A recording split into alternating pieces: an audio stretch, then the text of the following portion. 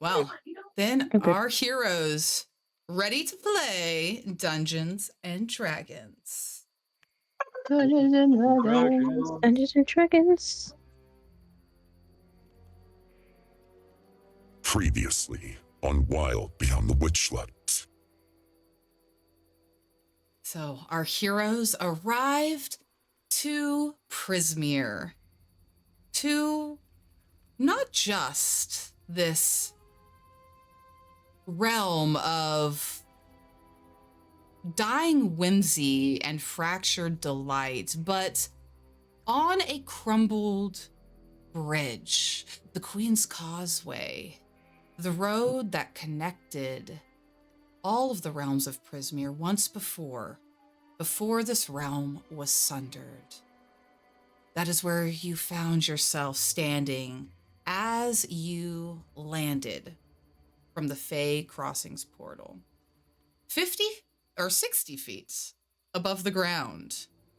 Carefully, you all descended to the swampy marsh below, where you were very quickly ambushed by some polite, rhyming rabbit folk, Erangone brigands, who declared in the name of Agden Longscarf that they required your things. And if you didn't hand them over, well, they were going to take them by force.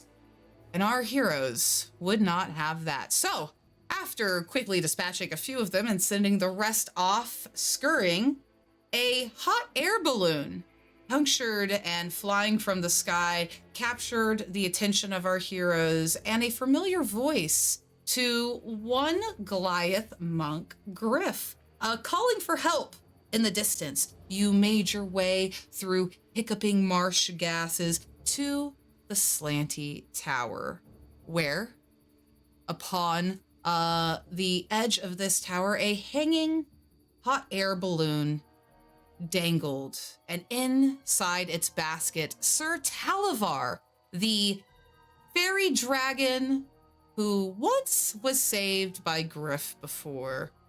Quickly, a silver bird cage that contained Sir Talavar was plucked from the basket by a creeping purple hand, a shadowy figure from within the tower, and our heroes braved snakes and mastiffs to ascend to the very top, where a weird blue creature with mandibles, interested in pumpkin pie, but unwilling to part with blankets, was charmed by our warlock as our heroes recovered the cage of Sir Talavar and fled the base of the tower. And that is where we pick up. You are running through the marsh, the mud squelching beneath your feet, and every step feels like running through sand. It's hard, but eventually you flee, your boots and socks soaked with water and dirt. And who holds the silver bird cage containing Sir Talavar? I think I might. I believe I'm holding the cage. As your party slows their escape to a brisk jaunt, to a sudden stop to catch your breath, Imogen, you are holding the cage of Sir Talavar, who is hanging as tightly as he can by purple fingers to the bars of this cage, dangling as he's, oh, I think I'm going to be sick. Please, madam, do you mind putting me down? I think I'm going to puke. Yeah, of course. Here, I'll do you one better, and I'll just unlatch the front of the cage. Griff, your friend's here. Oh, good. Great. I believe Imogen, it's your best friend. you turn the cage to the door, where you see that the door mechanism on the silver cage has a built-in lock. And it is currently shut and closed.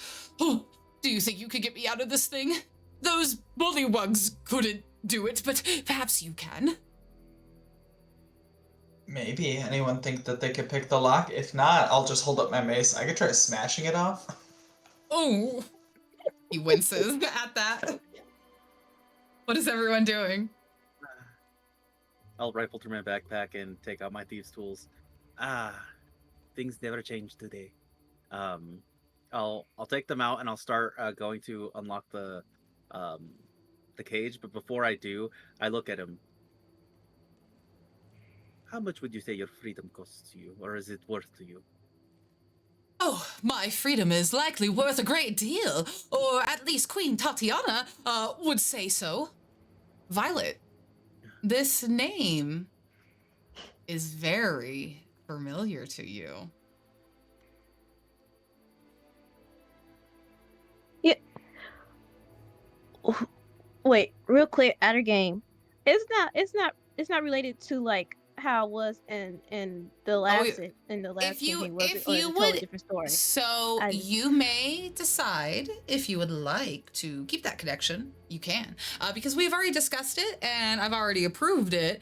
But I know that we've undergone some changes. So if you would like to not have that be the case, you don't need to have this be relevant here at all, because we didn't necessarily discuss it for this That's kind of what I version. wanted to ask. Perfect. But you, at least as Violet, regardless of how you would know this name, you absolutely would. And you as Emerald, this is exactly who we are talking about. Queen Tatiana is a very famous name. She is the queen of the summer court. And this, as you look down, Violet, at the purple fairy dragon who has quite a distinguished mustache, seems to be a knight of the summer court, or at least he appears that way to you. Oh. Well, I perk up at the name, and then I'll just like question Knight? Yes, I am a knight of Queen Tatiana. Please, sir. And he turns back to Cassian. You have to let me out of here. I promise you, my quiet is worth quite a bit, and the queen will pay you handsomely, in whatever sort of, favor she deems, suitable. Of course, I can't promise deals on my queen's behalf, but please, you gotta get me out of here. And he begins to rattle on the cage's bars a little bit more. Well, I don't think there is anything your queen can give me that I want, but there is something that you can give me that I am very curious about. And what is that? I must know the secrets of how you get your mustache so wonderfully curled like that. Oh, if that is what you wish to know, that is the secret you shall have. Please get me out of here. I'll give you all of my facial hair tips and tricks. Oh, how wonderful. You have a deal, senor. I'll use my thieves' tools. Actually, Cassian, as you bring your thieves' tools closer to the keyhole of the lock, the keyhole begins to shrink smaller and smaller, preventing you from sticking your pins inside of it. What's happening? That is a very good question. It got smaller. Well, what does that mean? Does that mean you can't open it? I didn't say that. It just might be a little bit more tricky. We still haven't ruled out brute force. Just saying. It's very true. Griff, you could probably bend bars, right? For sure. Yeah. Bent a hole in it or something. I step back to give Griff some room. Alright. I I just have a feeling that this could go really wrong, you know? Oh, Uh, because the What, like the it will lock- explode? well, like, if I spike a cage with a person inside of it on the ground, No, like you know, pull it, if I pull it at the apart, handles. Yeah. He looks if at you the in lock shock. on it, it just Uh, has a turn of phrase. I did see Kohira's mouth moving, but I did not hear Kohira speaking. Oh, I was just commenting on the idea of spiking a Okay, cage okay. that's full on the ground. Yeah. Okay, yeah. So Griff, as you say this, Sir Talifer goes, "Oh, please, Griff, you can't do that to me. I'll get a concussion. And I won't Yeah, I know, be able I'm to saying- serve anyone very well like that." I agree. I'm saying I don't want to do that. Like, I feel like if we try to use brute force, like, if this lock is getting smaller as Cassian's trying to pick it, I feel like maybe a magical problem deserves a magical solution. But that's just me. Wait, Kohira, aren't you able to go very small? Very tiny like? I did it already. Well, actually, that might have been yesterday that I did that. I am able to do it once. I'm pulling it up right now. Once per day. So it would still, I would still have a height of 2 inches. So I wouldn't be able to like go inside. I don't believe. Can you only Wait, cast it on yourself? Would my tools shrink with you? Is the question. And then I can just walk you through how to pick the lock. But wouldn't it shrink more? Yeah. We beat the shrinking. It's like a race. What if you just looked at it, Kohira? What if you just used your, lightning to see if you understand the cage? What I'm wondering is, if I'm wondering if the keys might be inside the tower, and if we should. Oh. So I am. I'm a pretty charming person, I would say, and especially with the aid of my magic, I can kind of make someone become friends with me for a minute. And I'm wondering if I could use something like that potentially to try to exchange the keys for. I have like a little trinket that I might be able to exchange if we wanted to. I don't think we should. That is a clever idea. But I did crash there. I'm not. The key. Yeah. Was Is it in the on top. basket? He was already in the cage. Yeah, why Yes, were you in the cage? How did you get in there? How does a knight of Queen Tatiana get in a cage? The evil hag, Bavalorna, put me in this bird cage, and she has the key. Bava, what now? Or at least I think she does. You couldn't charm her with that mustache? No, I could not. She, did not want to make the deal I came to offer her. Oh, you made a bad deal. Well, Any idea where this I hag didn't. is? Lyle? I didn't make any Or deal anything? at all. I was Oh, it sent. didn't go through? No, I was sent here to Prismia by my Queen Tatiana. She has not heard from the Archfey of this realm in some time, and she was worried about the Queen here, so she sent me to investigate. And, well, unfortunately, I found a portion of the palace in rubble. One of the turrets was completely destroyed by a giant beanstalk. There was a strange dragon flying around, and everyone else was frozen in time, including Queen Zybilna. And so I went to figure out what happened to her, and I suspected that perhaps these hags who splintered the realm had something to do with it. So I came to Bavalorna, who I found out was the one who lives here in Downfall, in Hither, and I simply wanted to make a deal to find out more information what had happened to Zybilna. She didn't want to tell me anything at all. She threw me into this cage, and then threw me into another cage. And then some bullywugs bailed me out of the first one, and they couldn't get me out of this one. But One of them was able to lead us to the hot air balloon factory that was there along the lakeside, and one of them was brave enough to come with me into the basket and help me escape, but poor lad died immediately, took a javelin to the face as we started flying off, and the second javelin, well, yes, it almost took out the balloon entirely, but thankfully it missed, so that wasn't what punctured the balloon. No. What did it was something far more terrible. It was that strange dragon. It's just bit a hole out of the balloon and I went flying out of the sky. I'm thankful it didn't eat me. Do you know where this hag, like, could you direct us towards where she resides? Do you remember? Yes, she lives in a cottage in the middle of a lake. It is the Lake of Downfall that is past the Brigand's Tollway. There is a full bullywug village that is built on the lake's perimeter, so you will have to contend with the locals if you want to get to the hag.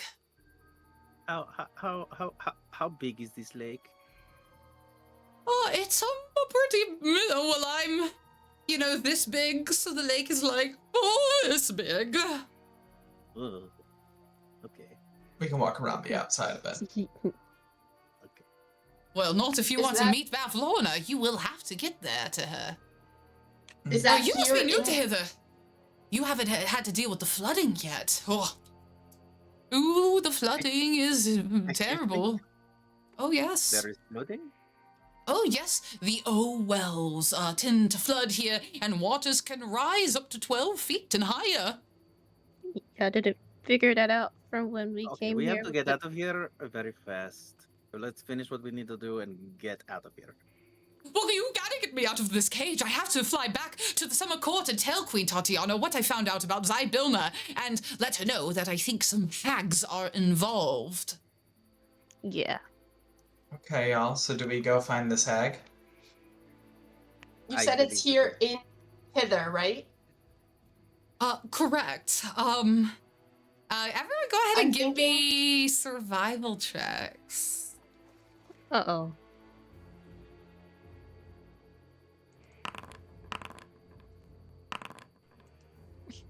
Gosh.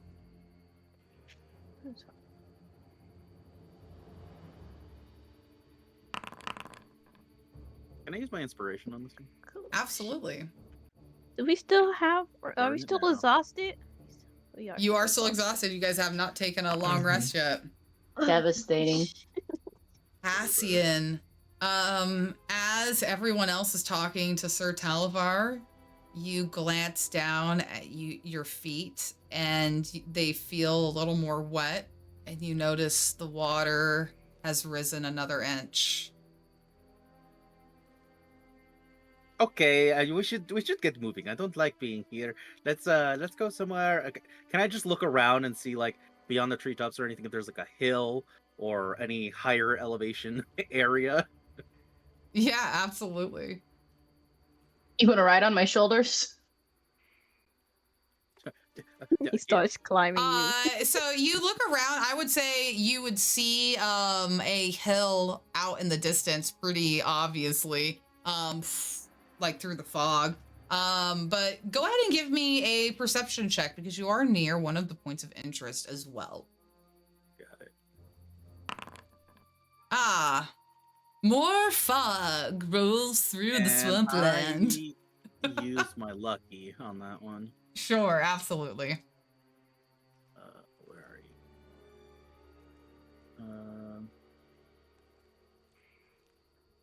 I'll just re-roll it. What was that perception you said? Yes, it's a DC 15 perception. Nice. So you look out towards the distance here, and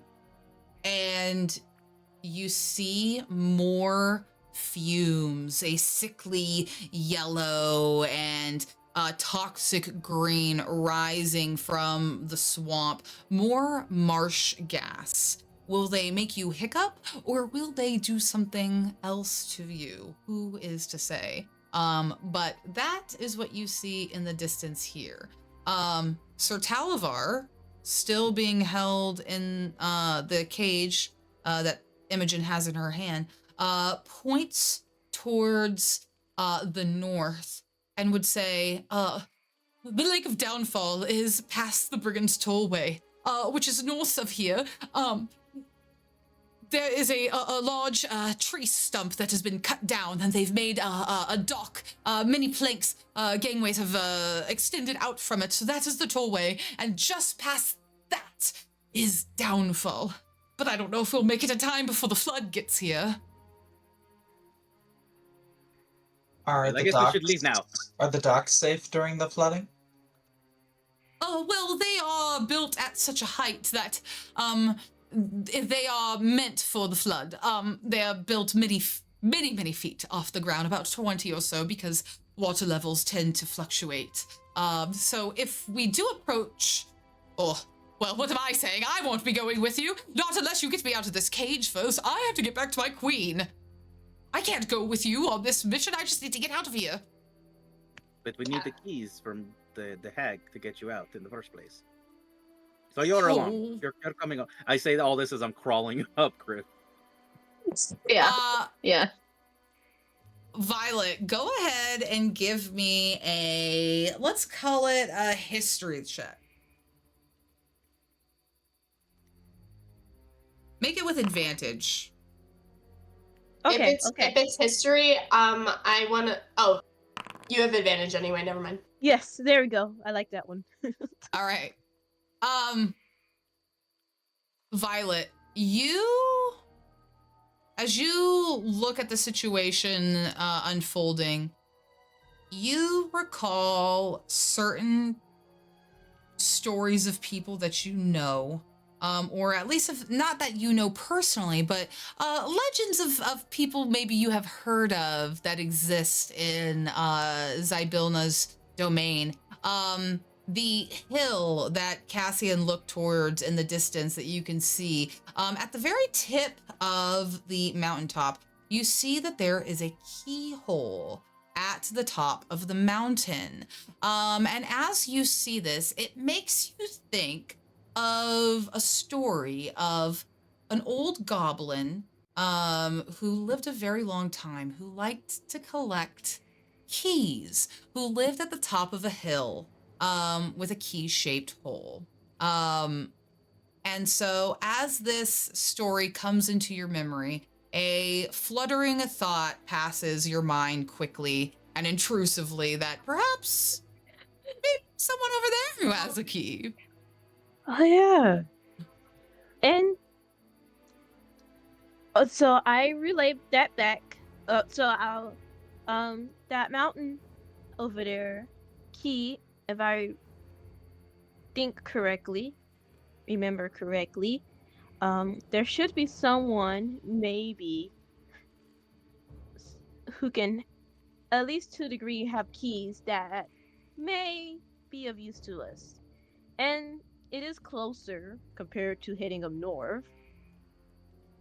So, and it'll get us from before the flood hits.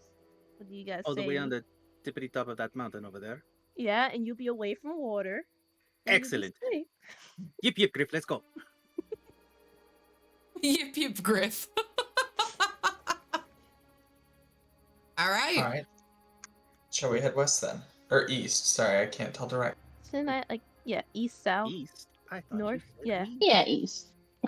Yeah, east. East. So I believe, Violet, were you our navigator last week? I was. Do you want to change it again? Yeah, who would like to Okay. control our token and be our navigator this week? I'll do it. All right. Cool. So, Imogen, if you would like to move towards the point of interest token, we can resolve those encounters as they come up. Remember, it takes an hour to move through these 3-mile hexes. And you can make perception checks, limited to 1 per character, for various points of interest as you move across. But we are Cool. also rolling for random encounters. So, Imogen, why don't you kick us off? Which direction are we heading in? quick question on that. When moving horizontally, I'm assuming it does have to be like Yeah. like slightly up or slightly down. Since I don't know that there's a Yes. point of interest there, would it be okay if I rolled a d4, So- 3 or 4 we go up, 2 or 1 we go? So, yeah, you actually get to decide. You are always going to see every point of interest in an adjacent hex. The one that you are in right now, there is only one point of interest next to you, and then you are surrounded by 5 empty ones. I So see. you will always see them, the ones that are immediately next to you, if they are there. If you don't see them there, that means there's nothing there, and we'll roll for a random thing and see if I there's a see. random something. I was just more asking in character since we didn't pass the check. Oh, would we gotcha. Since we wouldn't know it's there, I was gonna just roll to see if we happen to go up or happen to go down. If that's but okay, Cassian, just because. no, That sounds Cassian fun. passed. Oh, we did. Cassian Okay, then. passed. Sure. Yeah. Then we will go okay. there. All right. Oh, sorry. So we go there. Fantastic. So we move towards the marsh gases. Let me pull this up again. Senorita Grief, what conditioner do you use? You know, I think it's like coconut oil. Mhm. Yeah. I like All right, coconut. Imogen, roll a d8 for me, please. A 2. Okay. As as Cassian and Griff start talking about shampoo and conditioner, their words suddenly begin to sound a little silly and a little harder to make out.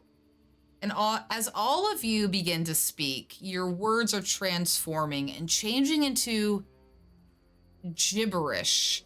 But you don't actually notice that that's happening. To everyone around you, you and yourself, you think that you are talking normally, but to everything and everyone outside of this gas that isn't breathing in the gas with your party, they would not be able to understand what you are saying, and you are essentially speaking nonsense in reality.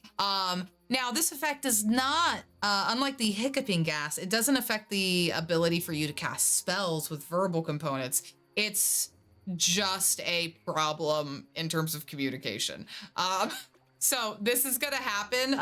Emma, go ahead and roll a d4 for me. Oh. This is gonna last for 2 hours. So so we need to advance for 1 hour for the travel from here to the marsh gases. And now keep in mind that for 2 hours you're not, well, your characters don't actually know this, but you as players, keep in mind if something happens in game for the next 2 hours, no other NPC will be able to understand you. Sir Talivar, because he's breathing in the gas as well. Canonically, I'm Fantastic. explaining like the deepest steps of my religious devotion, and it's just coming out as like.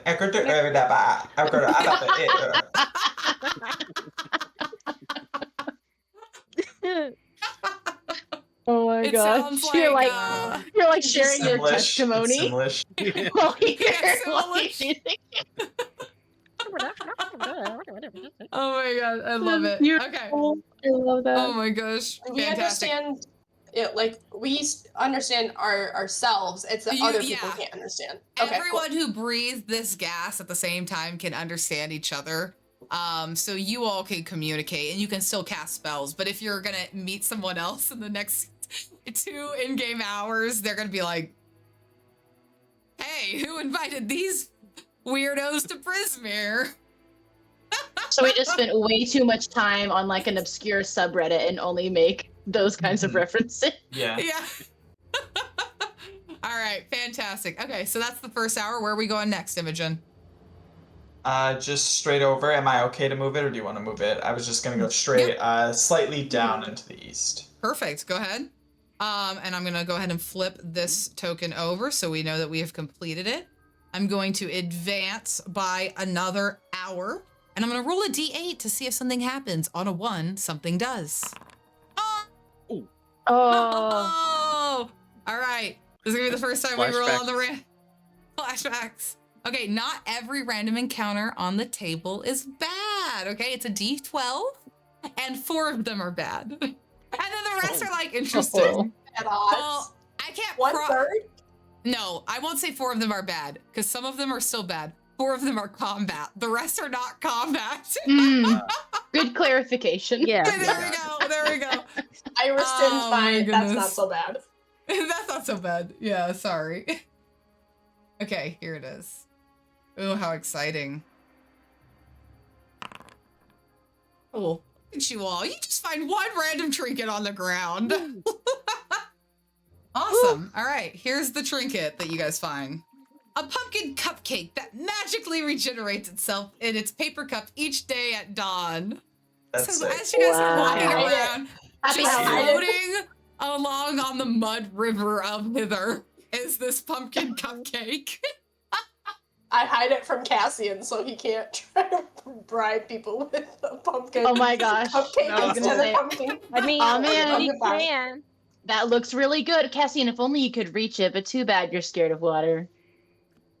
Too bad. Who's taking the cupcake? I'll take it. Give it to me. Give it. Yeah. Thank you. All right, go ahead and add it to your inventory. Okay. Fantastic. Cool. Beautiful. So there are also now 2 new points of interest that have been added next to you. So 2 of you may choose to try and perceive one or the other. So does anyone want to do that? I will. I'm just not good at seeing stuff. But I'll do it. All right, go ahead and give me which one do you want to try and look at? Look in the distance towards which direction? I want to look at the one that's next to the mountain. Sure, absolutely. Go ahead and give me a perception check. Unfortunately, the fog blows right in front of the way. That's basically what That's happens clear. whenever you guys go to make the perception check, the Just fog rolls just in. obscures. Yeah. I know. I'll try doing a perception check as well, if that's okay. Okay, which one do you want to try and look at? I want to look at the one to the north, I think. Okay. So The good. fog is still going. It's still rolling by. I'll try as well for the one to the south, I guess. Okay.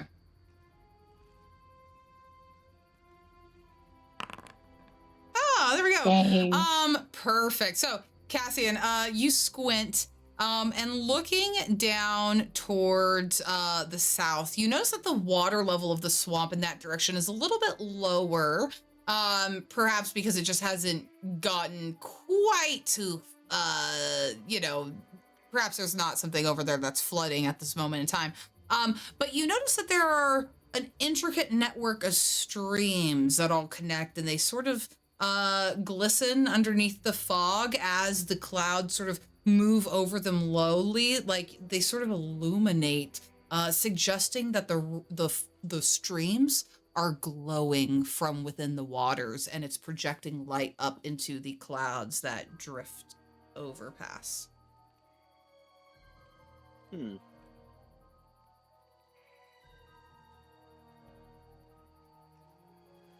All right, Cassian, you got the best vantage point. Which way are we going? Above table, I'm still wondering. I feel like he would still want to go up to the mountain because that's for sure higher elevation. I mean, Um, wouldn't that still just be like that land? We're not on the mountain yet, even if we do go up north. We're kind of like behind a mountain. I think Mhm. I'll. We can maybe go.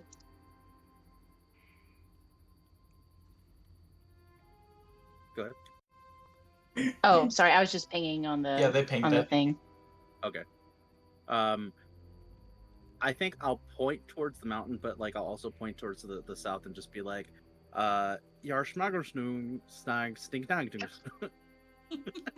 I nod sagely. Ah, indeed. So straight south, Cassian, or should we go towards the mountain? Which way looks better? Smar snooger snag snag. We can understand each other. Simlish.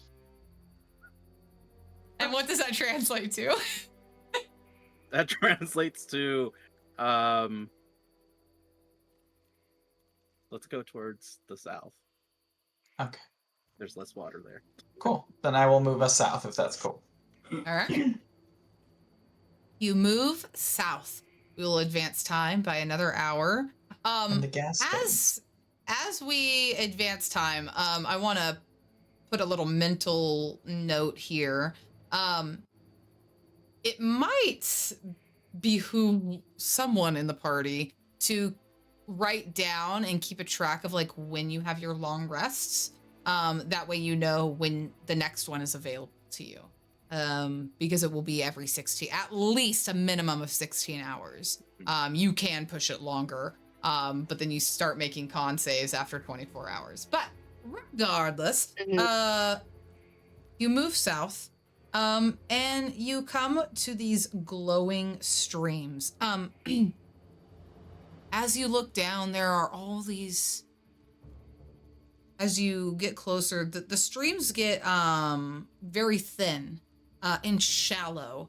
It sort of looks like a network of veins, or like the neurons in a brain here. All these little streams that peter out, and they all glow. And as you walk past and you look across their surface, though there is mud underneath, on the water's edge are pictures that dance, various visions and movement and shapes and figures that are living their lives and passing by in joy and tragedy. And each stream has a different vision to show you. So if you would like to stop for a second and look into one of these streams of visions, I'll ask you to please roll a d8 and describe how you stop and look. And if we get any repeats, I'll have you guys re-roll. Oh, I for sure want to look. Curious. All right. Was that Griff who rolled? Because that says Meg's Yes, name. that was me. Perfect. So Griff, as you stop and look into the stream, you see the waters part, and you get a vision of a hag with toad-like features, not unlike those strange little frogs with wide white eyes and strands of stringy white hair, relaxing in a pool of water, while those exact frogs, those tiny little miniature versions of this hag that you've seen at Madric's Cottage and at the Witchlight Carnival, are ladling the water onto her body and are pouring it over her head and her shoulders as she stretches and relax, and her jaw sort of goes limp and slacks off to the side as a fly flies in to her mouth and lands on her tongue, and she just starts chewing. No. Vision disappears. Horrifying. Thank you. Yes, chef. Yes, Yes, Jeff. Who is looking next? Imogen? Yeah, I think I'll look next, and I would like to use some of this water to like refill my holy water flask as well, if I can. Absolutely, absolutely. You can take as many flasks as is available to you. Imogen, Well, I think I just have the one. as you bend down and you take some of this water from the stream and you look upon the surface, you see a short, mean, old woman with a big crooked nose, wearing a crimson cap and a leather apron, naughty calloused hands, and iron boots, using a cleaver chop to hack off the limbs of a deer in a drab kitchen. And the vision disappears in the ripples. Imogen feels slightly nostalgic for home. Just like my mom used to do.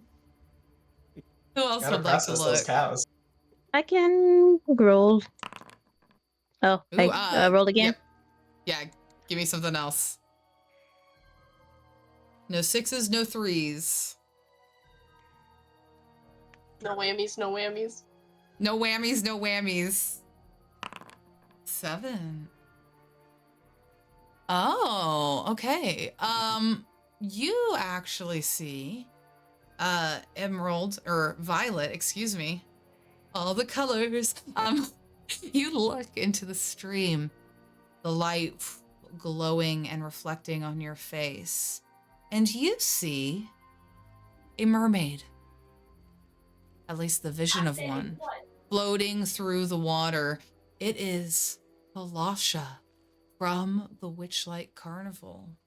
She turns and reaches out and grabs a monochromatic hand of a man who gets pulled into view. Candlefoot the Mime, or at least who was, complete now as a merman with a black tail, swimming with his beloved, what looks like to be on their honeymoon. They look to be wearing wedding attire as a part of their merfolk visage, and they swim away together in some sort of plane of water. And the image disappears. Oh, wow. Interesting. Keep that in mind. I think I don't actually. Who am I kidding? What is? I'm gonna roll. I'm gonna roll because I want to figure out what my haunted drug trip tells me. Okay. All I could think was No. eat. Yep, something else. Something else. Oh my gosh. I Okay, just so really anything love but my those friends. three. I know. I love my friends, and I really want to have the same trip as them. No, you get your own trip. There we go. It took All 5 right. rolls, but we got there. There we go. Kohira, you look upon the water's glowing surface, and what appears to you amongst the ripples is a fat bullywug, bedecked in all of the trappings of a royal monarch, a king who is constantly adjusting this ill-fitting crown on his head that sort of slops over, and he pushes it back up. It's adorned with lily blossoms, while there are several more bullywugs fanning the king with a large leaf as he looks through a tome spread across his lap, petting a small miniature crocodile with a little bow around its neck. And the ripples distort and the image fades. Essen, you gotta see this shit. He's got a pet crocodile. I will look in because I assume as Griff bends over to look, I automatically also bend over to look.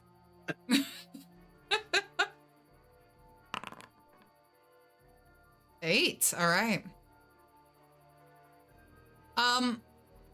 Interestingly enough, it's almost like you're getting the end of Kohira's vision as she calls you over.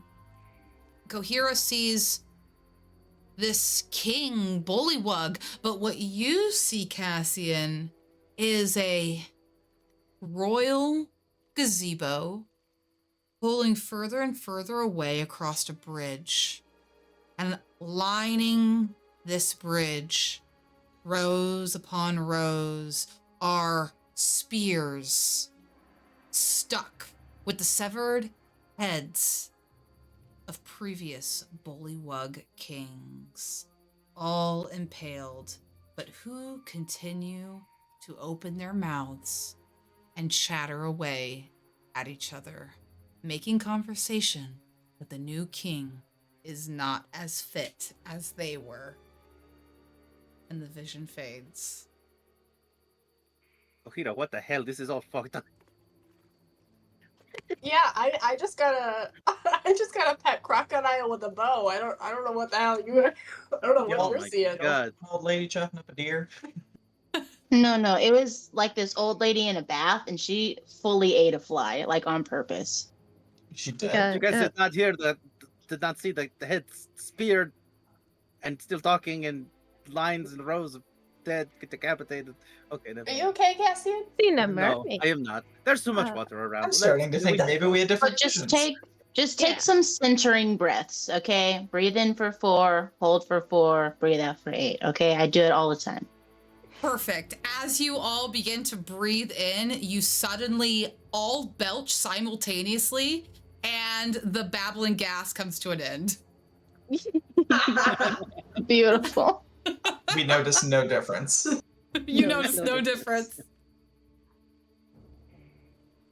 Okay. All right. Well, now that we all saw our weird little fucked up visions, Mountain. Mine was okay actually.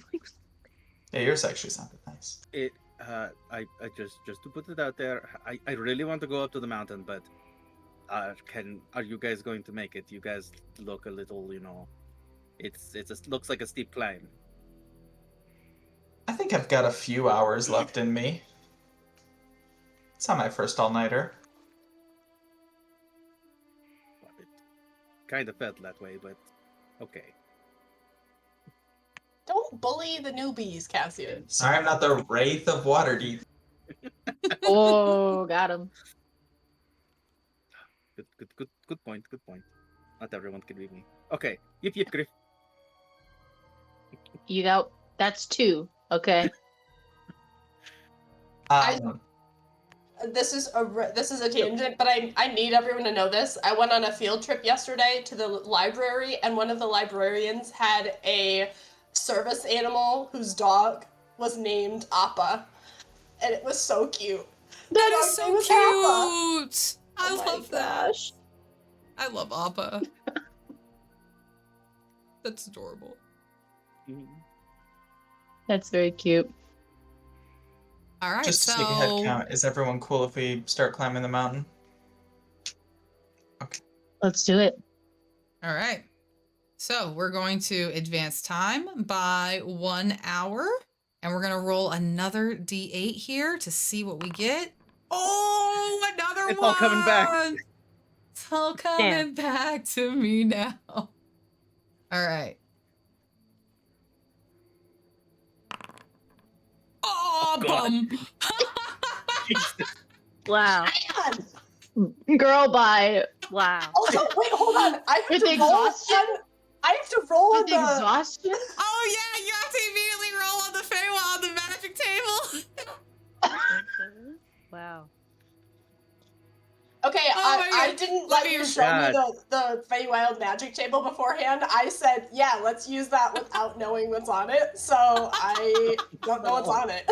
Oh my gosh, you guys, my face is turning red. Okay, let me recover here as I'm reeling. Okay. I have to move to a map and set a map up really quick. Hold on. I love it when Take you your curve time, you're call good. Cheyenne. Yeah, I really Oh. like smack you in the face, like the bigger letters and everything. Demons attack. Yeah, fully. Yeah.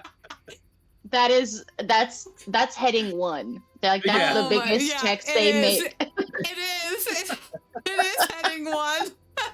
That is one of the nerdiest things you've ever said, Meg. Yeah, Oh yeah, dude. no, that's heading 1. That's heading 1. We're in shit, dude. That's the heading nerdiest thing 1. I said. Oh my god.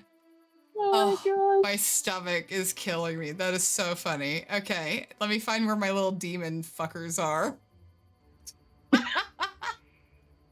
Gotta They find Oh them. my goodness. They do gotta what find to them. demons? They do what? Have y'all seen Twisted, the Star Kid musical? I've seen Oh some of no, it. I think Oh, I have yeah. seen some of So- it. Tiger. So that there's a joke, they make a joke, there's a whole song that's called Tiger Fucker, and they're like, oh yes, our king is the Tiger Fucker, and that Oh my calling him God. the Demon Fuckers is the only thing that made me think of. Okay, I'm gonna put you guys like right here. Okay, we're almost there, everybody. Whoa, wait, hold on. I should probably look at what I'm dropping on you. Hold on. Okay. Oh, five this is- Tarasks. Oh, just 5. Just Are you 5. more comfortable with 4? Okay. Yeah. I kind of So 6 feels like fun. I don't know. Could 6 be does crazy. feel like fun. All right, so heading 1 happens. You guys are walking around. The water at your feet is getting higher and higher as you move away from the streams of visions. And right as you get to the base of Ptolemy Hill, there is a sudden distortion in the atmosphere around you. There is a ripping in the air, and there is dark energy that begins to leak through. Imogen, as this happens and you look around, you are immediately reminded of your nightmare as you see these shadowy figures pull out, and these little creatures jump out of these portals, flapping tiny wings, looking diabolical, and they look sort of very faintly similar. No, that can't be. I'm gonna need everyone to please. You are surprised, so you're gonna have to roll with disadvantage here, and we're gonna roll on the wild magic table at the top of the round. But first, we're gonna roll initiative to see. So let's see what happens here. Poor Sir Talavar is. Yep, roll initiative. Everyone is. Yep, disadvantage. Okay. Coming in spicy with the 2. All right. So we're gonna roll on our Feywild magic table. But I will give you the option, actually, Cohere. I do have the regular 2024 table. Which one do you want to roll on today? I'll let you pick at any given time. You can decide. You can be spicy about it. You can change back and forth, back and forth. I've got both here. Which one do you want? Thank you for allowing me to be spicy. I do think I want to use the Feywild one just because I mostly think I want to stick to it. I think that is just fun. Okay, you cast silence centered on yourself. Does it move with me? No. We'll say that it's kind of tied to the land.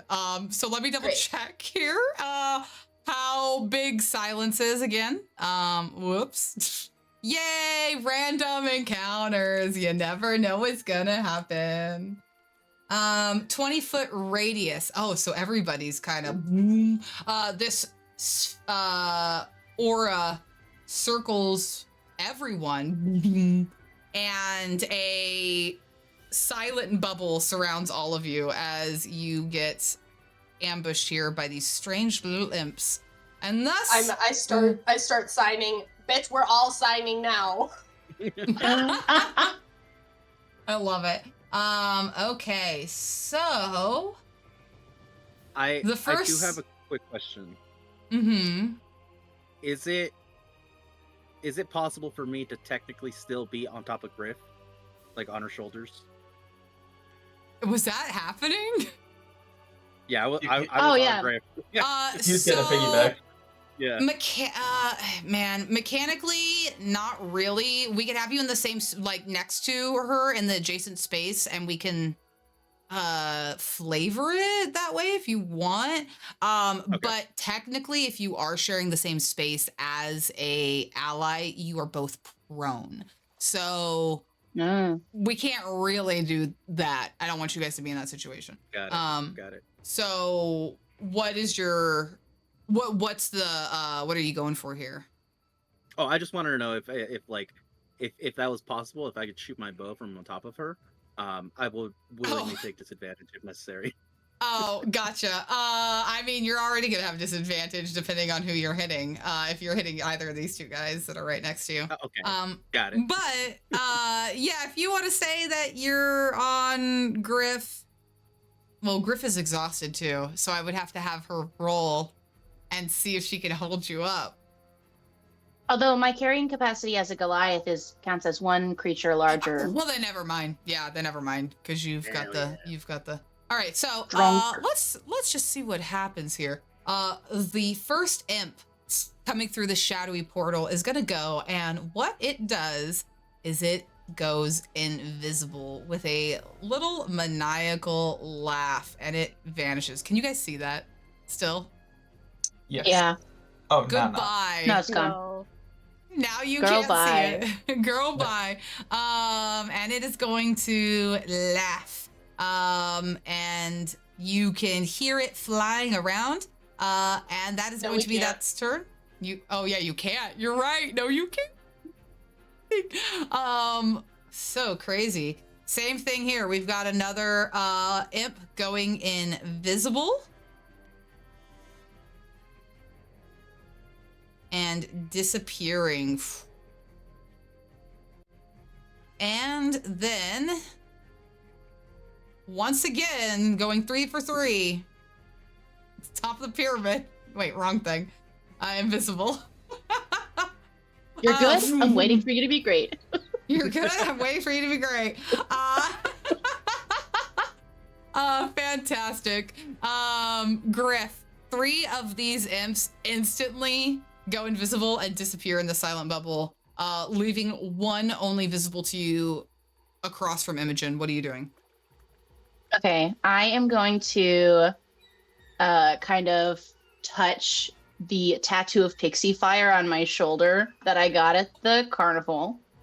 I'm only able to target one person within 30 feet of me. Okay. But it has to make a DC 13 save, so I'm just going to target the one that I can see. Okay. Okay, fair. Valid. Wisdom 13. Oh my gosh. Devastating. I'm sorry. All right. It's a good idea. It's a good idea. It was a Was great that- idea. It's a good idea. Was that an action to cast? Yeah, because it's like a Okay. magic action to activate the tattoo.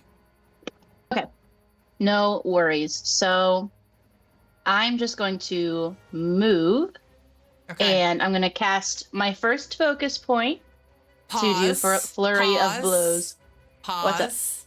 As you move, you provoke opportunity Oh. attacks from creatures Okay. you can't see. That's fair. That's fair. Griff, you break the invisibility on this imp that is going to attack you with advantage. Why does it double up there? I didn't mean to do that. So this is gonna come at you. Wow, that is a Ooh. double crit fail. That's a double crit fail. Oh, yeah. Okay, You well, can't there's see- that. You can't see, How- but I'm flipping off. However, there is also That's the one that was near Cassian, and so the same thing will happen here. A sting with advantage coming towards Cassian with an 18 to hit. That hits. All right, Cassian, you're going to take 13 points of damage here. This is 9 points of piercing and 4 points of poison damage. Sorry, bud. Sorry. All I'm right. like poisoned again. No, Oh, it's that's just bloody. it's just poison damage. Yeah. Yeah. You're not. It's not the condition. You're good. But Griff, it's still your turn. What are you doing? Beautiful. Okay. I am going to here, let me prompt the focus points. Flurry of blows. Ability. There we go. Okay. So I am going to take 2 attacks. Not good. Not gonna. But that will hit. That one will. Oh, hell yeah. Okay, beautiful. Okay, and then I'm rolling damage twice because of my feet. So I get to choose which one I keep. Nice. I'll take the 8. Sounds good. 8 points of damage. To this little imp here. Perfect. What else you gonna do?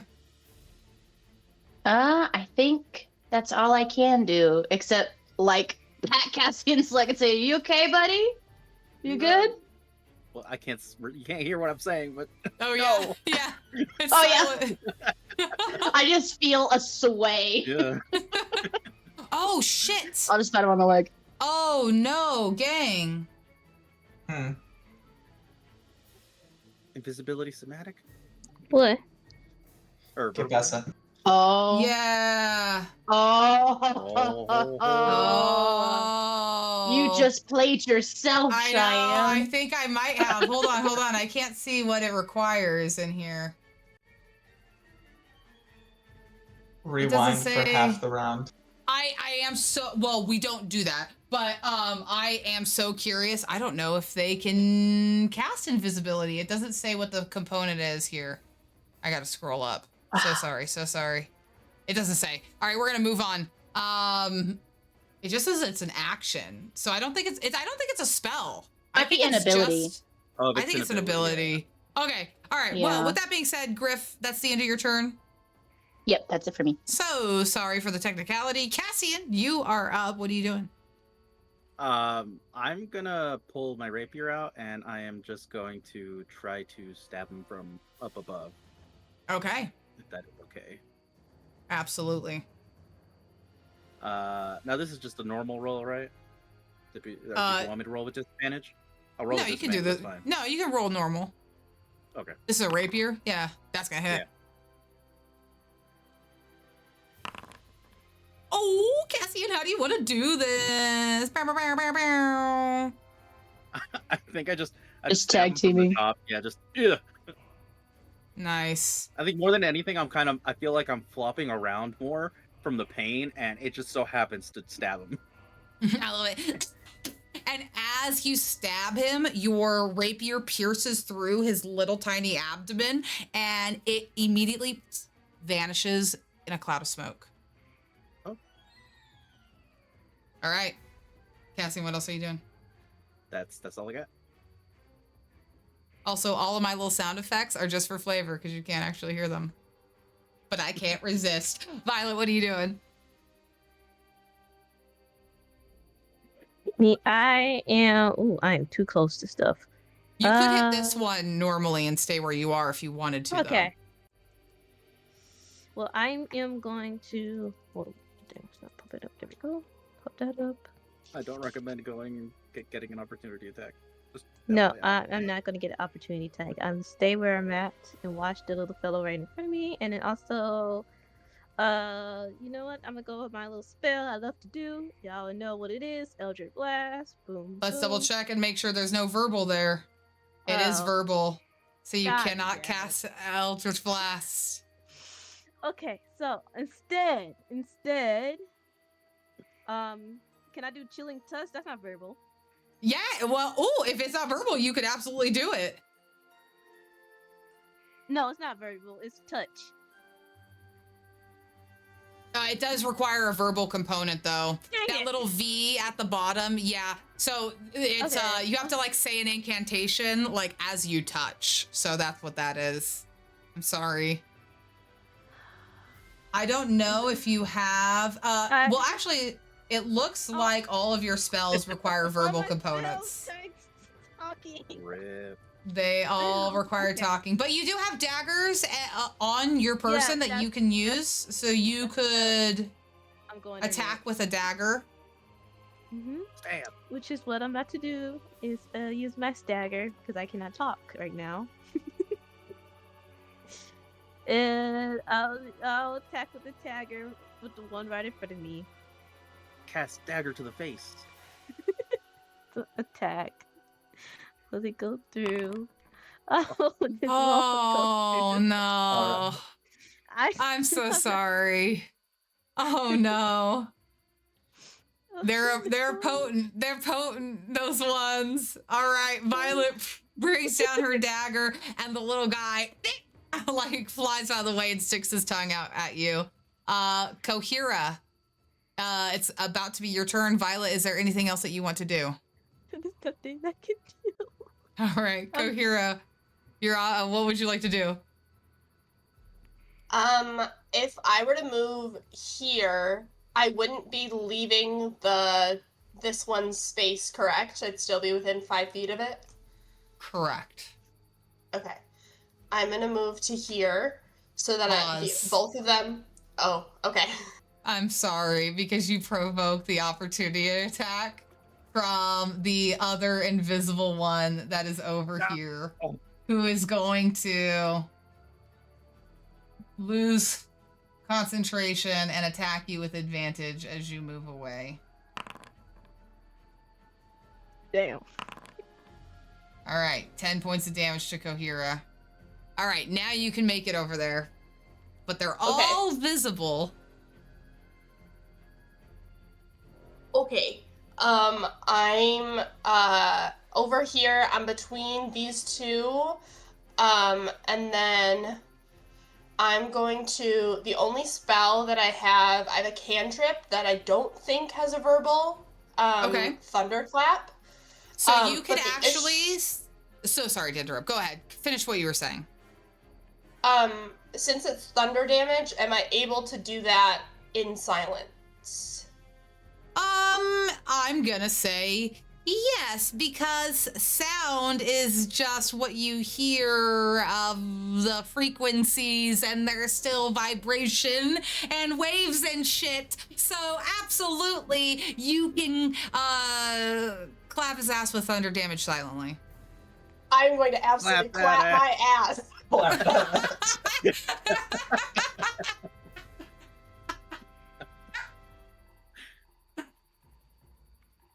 Oh my god. Canonically, I am.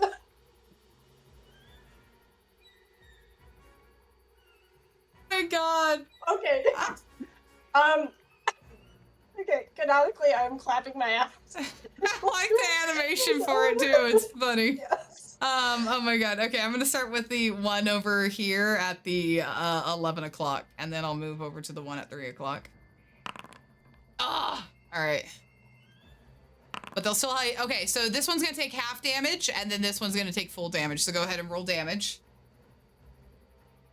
I think it's a cantrip. I don't think the one will take half damage. You are D6 correct. Or nothing. You're correct. So go ahead and just roll damage, and we'll give it to this other guy here. Nice. Hey. Perfect. 6 points of silent clap pass damage to this guy. Oh, fantastic. Oh, we love it. It's great to be here, ladies and gentlemen. All right. I'm here all week. Yeah, I'm here all week. How do I get rid of this little thing? I'll figure it out later. Okay, anything else that you want to do, Kohira? I don't believe so. I think I'm good. Alrighty. With that, we come up to Sir Talavar, who is going to begin. He is trapped in the silver bird cage, so there's not much that he can do, but he's going to unsheath his sword at his side, but it's very tiny. It glitters underneath the sphere of silence like a little toothpick. And he sticks it out through the bird cage, and he begins to wave it around, flourishing it about very dramatically, distracting the imp that is nearby Violet, helping you all, and giving the next person who attacks this guy here advantage on the attack. Imogen, you are up. What would you like to do? I'm gonna stick to my guns and attack this one just to the right of Kohira and just take a swing with my mace. Okay.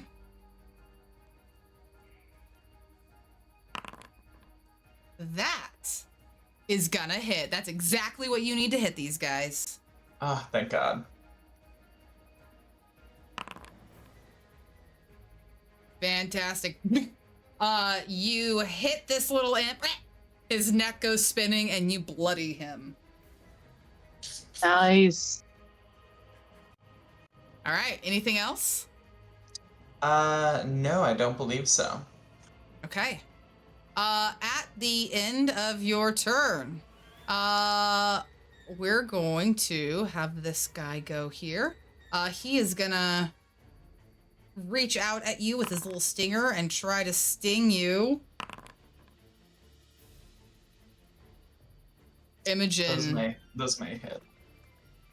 takes 18 points of damage and falls unconscious. The little thing is going to laugh and start flying, or at least look like it's laughing.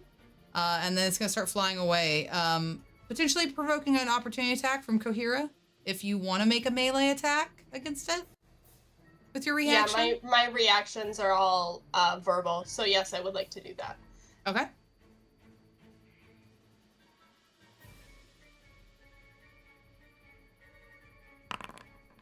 That's a crit! That's a crit! 20! Oh my That's a god! crit! Do it, roll that damage. 4! Hey, Wow. that is enough. How do you want to do this? In silence. How do you want to kill this thing? I am looking over Imogen's body on the ground, and I'm so pissed and upset that I slit its throat. Awesome. As you do, blood is not what pours out. It is wisps of black, and this thing pops out of existence. Meanwhile, we have this imp here who is going to make an attack against Violet. With a 14 to hit, that is going to hit Violet. So Violet, you are going to take 10 points of damage here from this little imp, and it's going to begin to fly away, provoking an opportunity attack from both Violet and Cassian, if you would like to make those attacks. Yes. Okay. All right. Melee attack. So dagger for Violet, and then whatever, or I mean, I guess you could use a ranged weapon at disadvantage if you want. I have a where's my oh, it won't do much. Yeah, my dagger. That hits. Go ahead and roll damage. Nice. 7. The 7 is not going to hit there, Violet, unfortunately. Damn. So this thing, it's moved. It has a total fly speed of 40. So it is going to just keep flying into the shadows, and it is going to vanish and fly beyond and escape here. Meanwhile, the next one is going to go, and this is where I begin to feel like I can't make a good call. So that is where I'm gonna use this other thing that I love so much. Can I try to taunt it so it goes for me over Violet? I'm so sorry. I'm gonna say no, just because you already did use your reaction. Next time, if you have your reaction available, I might be willing to entertain that. But I'm gonna use a random targeter here to see who it's gonna hit. So we have Violet, Imogen, and Kohira. Imogen's down. Oh yes, Imogen's down. Let me re-roll then.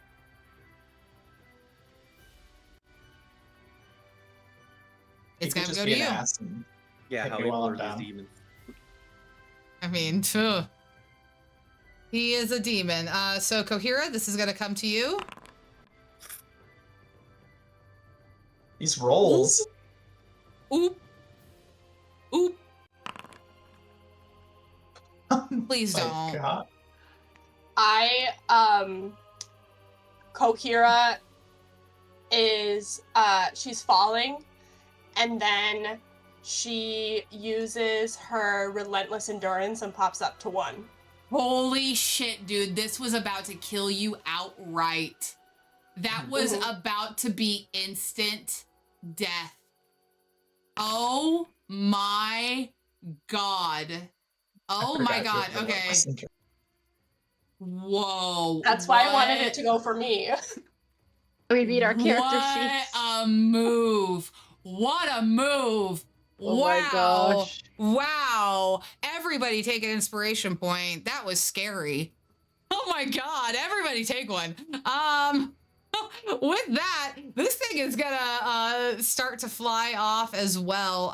Everyone has already taken their reactions. So over here, so no one can take an opportunity attack. This thing is going to fly off in the distance towards the shadowy mountain range. And we have many people now reeling from this demon attack. We're gonna need to take a break, and we will resolve what happens when we get back. Sounds That was good. crazy. That was very God. fucking close. Oh, wow. That was so Wow. close. Whoa, dude. I mean, at 25 damage, dear God. God damn. I Yeah. know, that was crazy. Yeah, the nat 20 and None of us even have 20 health. No. Oh my God, that was wild. Well, Cheyenne went through the 5 stages of grief. Yeah. I saw I was like, okay, I've had a lot of training. I've done those level 21 shots. I've ran Tomb of Annihilation. You can do it here. It's a different tone, but you can execute this well. We will have a compassionate funeral for Kohira. And then she pulls out the curveball. I'm back up. I totally forgot about the relentless endurance Yeah. too. Thank God. Dude, thank God. Dude, thank God. Oh, Wow. holy crap. That I remember when we started this campaign, Cheyenne was like, "You guys probably can't It's even like, die." you almost can't Yeah. die. You guys, Yeah. yeah. Okay. I'm honestly You know gonna what? make it harder for you. when I started this campaign too, I also you guys have been showing me all sorts of possibilities in this campaign that I did not think were real. So, it's a unique experience. Yeah. I'm gonna go take my bio break and I'll be back in about Yeah. 9 minutes. Yeah, I'll see you cool. guys soon. Thanks, Okay. Bye.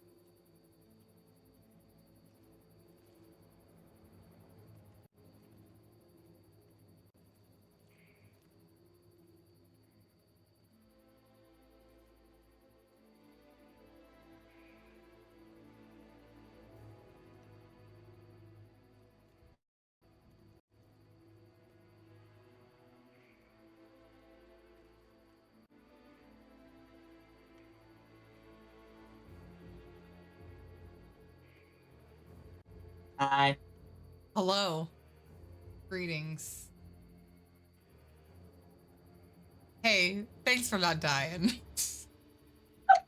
She did her best. Also, and this can wait till when we resume, but I'm assuming I still have to be like stabilized or helped. I've got a healer's Yes. kit. Yeah, so if someone has something like that, we can just say that there is time that can resolve this. I'm probably only going to actually call for that DC 10 medicine check with the healer's kit, like level 1 when there's no healer, like literally nothing else, and someone's down in the middle of combat. Things that you can take your time to do and do decently well enough, you can just do those things.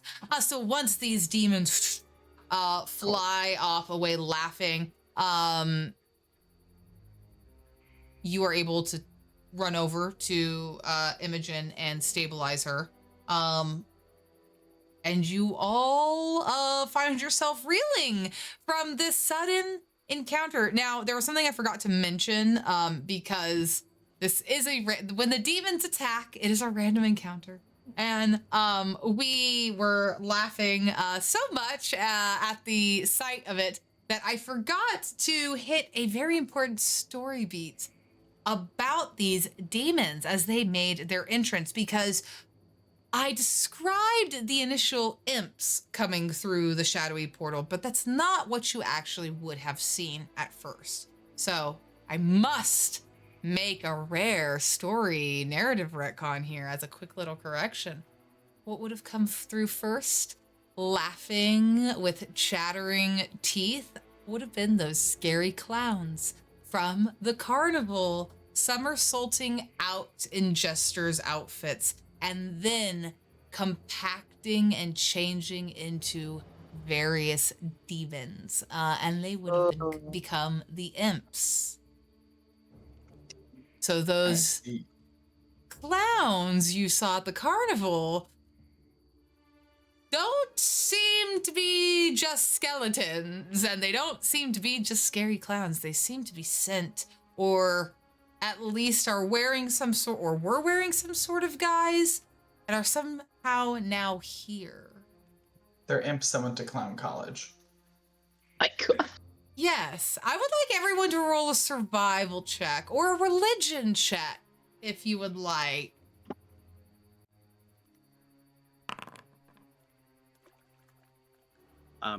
In the meantime, I want to cast Cure Wounds on Imogen and on Okay. Kira. Nice. Imogen, I will Oh, go ahead. Oh, go ahead. You want to roll religion? No, I was just gonna say I will actually also use my last spell slots to do healing for anyone who needs it. So Violet as well. Cool. Okay, thank you. Oh, So this is to Imogen, Cassian? Yeah. The 10 is The to 10 Imogen, points? And then I've got. And then the next Okay. one was for.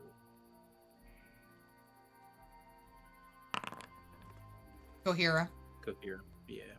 Okay, 11 to Cohera. Thank you, Casey. Cool. And then I will also do one failed. on Violet, and then also one on Cohera. Okay. That's for Violet. Perfect. thank you. I'm only 4 away from full. Like, I'm pretty close to full. Same here. Yeah. Okay, then I'll do Cassian. Yeah. There you Oh, go. Feeling a nice. little rough. Lovely. That feels Lovely. nice. Awesome. As you all patch up from this strange fight, Imogen, you were reminded upon seeing those demons of a very foreboding nightmare you had on the night of the arrival of the Witchlight Carnival. There's something about the entrance of the scary clowns turned imps, these demons that travel through shadow portals, Why? Oh, why are they in the Feywild? I think I will share that, guys, I had a dream the night before I went to the carnival, and there were, like, these clowns here, I kind of dreamed I was here, and these summer salting clowns arrived. Also, if the clowns are demons, Violet, are demons supposed to be here? I don't know much about the Feywild. Is that, like, normal or no?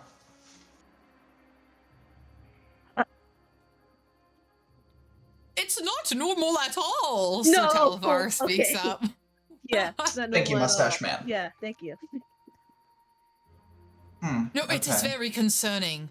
I don't understand, the presence of these imps. In fact, that is the first I've seen of them. I've never seen that happen. Oh no.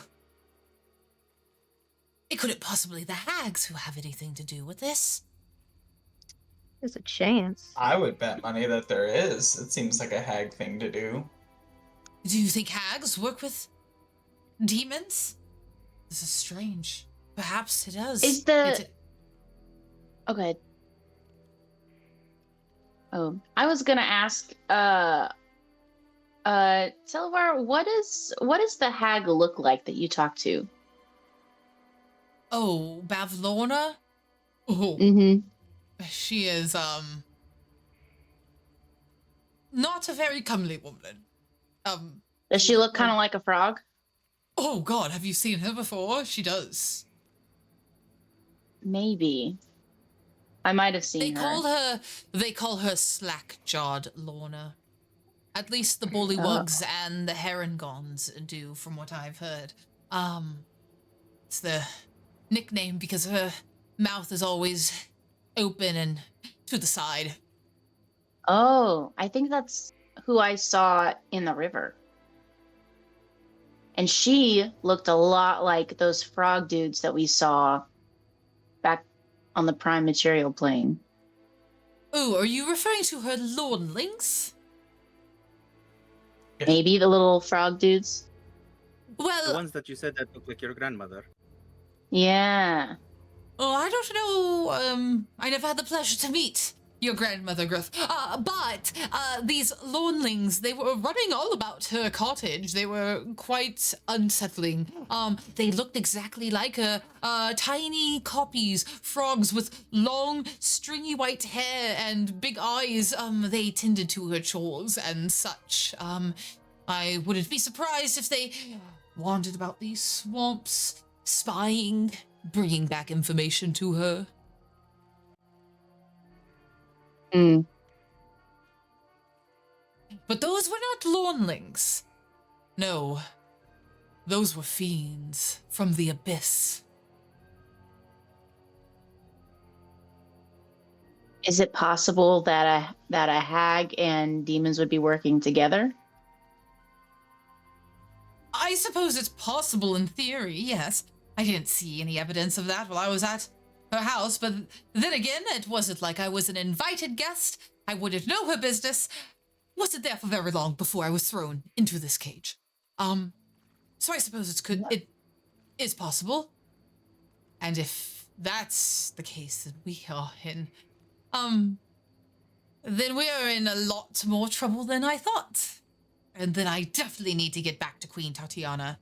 So if Violet was right and there's some strange creature at the top of this keyhole mountain thing, oh, perhaps they have a spare key to save me from this prison. And he sits down at the bottom of the birdcage. Well, I know that we need to at least make some altitude on the mountain just to make sure we're out of water's way. I also know that we have to rest soon. What do you guys think about trying to maybe find a spot on the mountain to camp? I think that's a good idea. As long as it's 20 Works for me. feet above ground level. Violetta, perchance do you remember if the goblin at the top of the mountain is more hospitable than our spidery friend? Maybe he has like an area we can stay in his cave. I don't know. We just gotta go see and be nice. Do you think he likes pumpkin pie? I If you do that, and I'm gonna be real with you right now. If you do that, please, if you're gonna make a deal, set the rules and don't try to add nothing to it. Right. So if he has any fancy blankets already, ask for them. No, no. Got it. I will take a blanket out of my priest pack and throw it to Cassian. You now have a blanket in your inventory if you want it. Yeah. Yes, yes. Pet talk as we head that way. Okay. This one I feel like we need another like review of all the rules and stuff, so we don't have another issue like we had at the last place. Please, you guys. Y'all are freaking me out. Yeah, just close Yeah. deals when they're closed, right? Mm-hmm. Okay, And we can do that. ask permission before we go in people's houses, please. Please, you guys. Is the whole mountain his house? That's a good question. In a sense, I'll say like the keyhole maybe at the top more, so we get up there. We before we enter inside. Maybe the inside of the mountain. I'm trying to see more as he lives there. The outside is kind of like.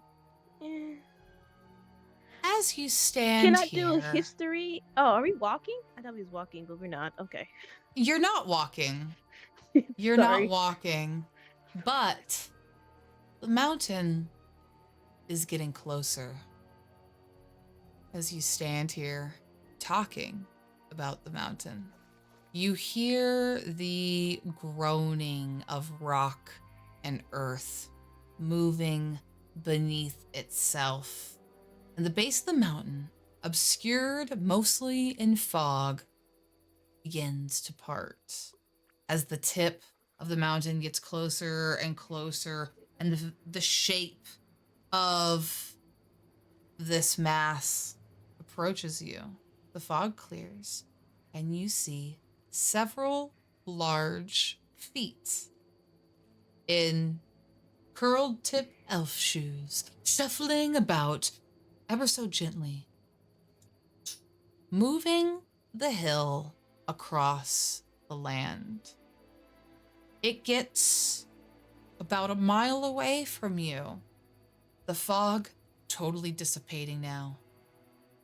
And with a heavy boom, the feet get tucked up inside the mountain's base as it sits down on the earth.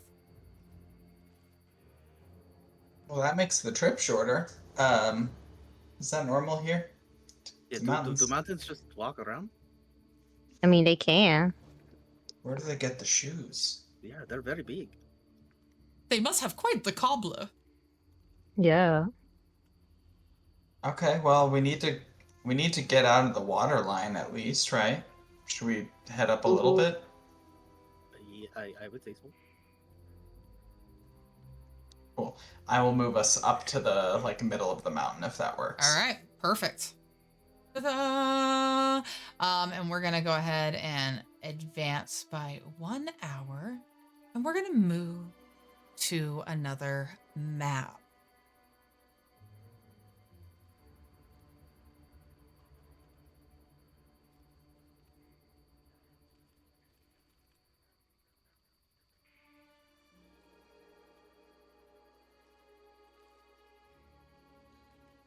So, That's pretty. the closer you get to the hill, you begin to smell the stronger scents of sweet-smelling fruit. But you also hear the gentle chiming of floating notes in the air. And as you get to the base of this damp, downy, silvery green moss blanket that covers the majority of this hill, you see that all of the willow trees swaying here underneath the twilight have dangling from them glinting keys. Bronze keys, brass keys, copper, silver, platinum, gold. Even a few skeleton keys, keys made of wood, keys made of gemstone. Keys made of glass. All glitter hanging from string on each one of these trees. The path ahead continues up out of the swampland towards a point where you can see the keyhole-shaped cave, an entrance that can be accessed by a suspended rope bridge wrapped around a little path. If only you could get up there to knock. So, we're gonna call this phase 1 of this hill. Oops. My bad. Spoilers. Wrong map. This map. There we go. Ignore what you see. All right, we're gonna call this phase 1. You see this path? The keyhole-shaped cave at the top, and all of these willow trees dotting the hillside along the path to the top. What are you all doing?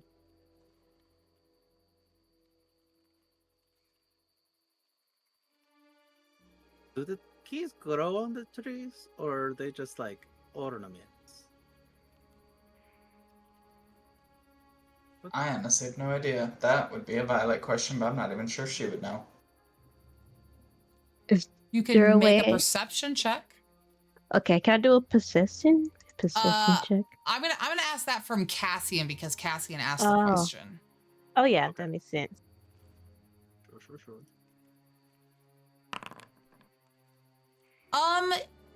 You don't really think that they're growing. It looks like they're tied by rope. Or pieces of twine, or maybe even pieces of fishing line in some cases. It looks as though there are different materials connecting to the various keys that extend up into the branches and disappear into the leaves, so you cannot see where it is tied off to, or perhaps growing from. I mean, this is a hill with shoes, so maybe it is growing, but it doesn't look like it is. So it's hard to say. Do you But tell like us? this- Do you tell us that? Yes, it looks, from what I can see, it looks like they're kind of tied. I can't see where they're tied from, but Okay. definitely I don't think edible. If that's the case, it may belong to whoever is on this mountain, and I believe that would be a bad idea to touch them. That makes What is sense. everyone else Some of the- doing? Sorry. Do we want to keep pushing forward, or do we think we need to rest? I mean, honestly, Imogen, you almost just died. Yeah, I did. Like you were pretty damn close. You almost died. Yeah, Yeah, but I think did you almost it. did. I mean, I That's didn't true. either.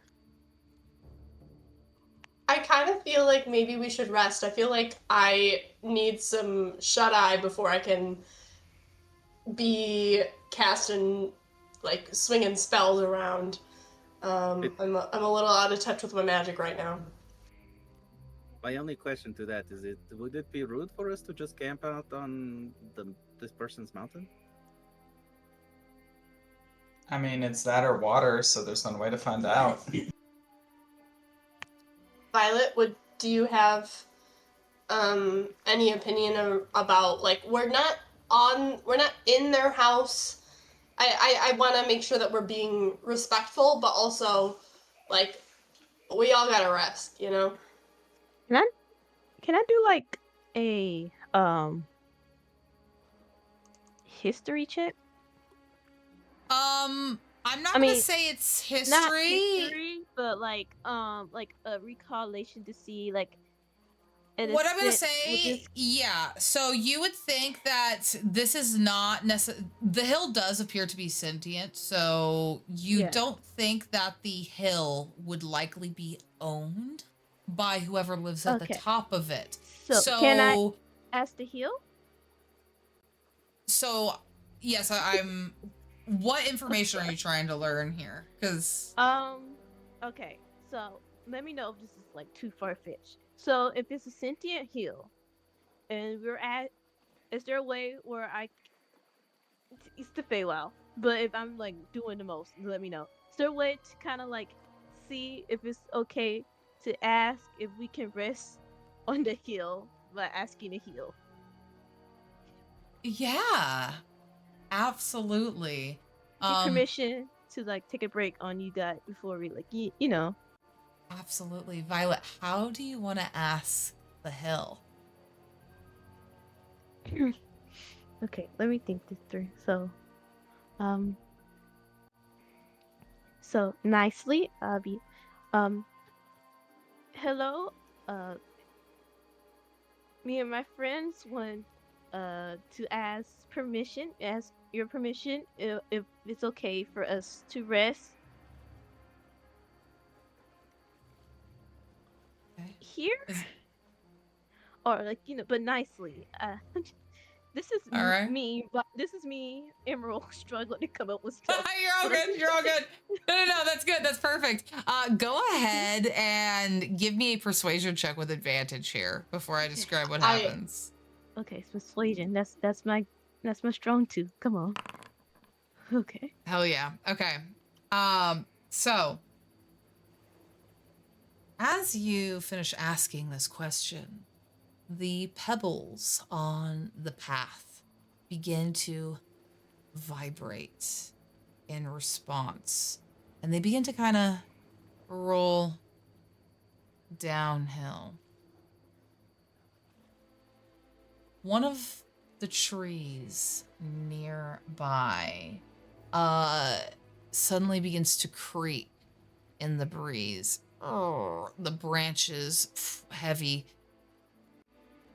and you see that these branches curl up and form and shape downwards, and the ends begin to curl inwards to themselves like fists as the trees put metaphorical arms and hands on their waist. And a face appears in the trunk, and a mouth speaks. We don't know you. And how do we know that you're not like that woodcutter or those Harangon who like to mess with old Jingle Jangle? We're not accepting any visitors right now, but thank you for asking.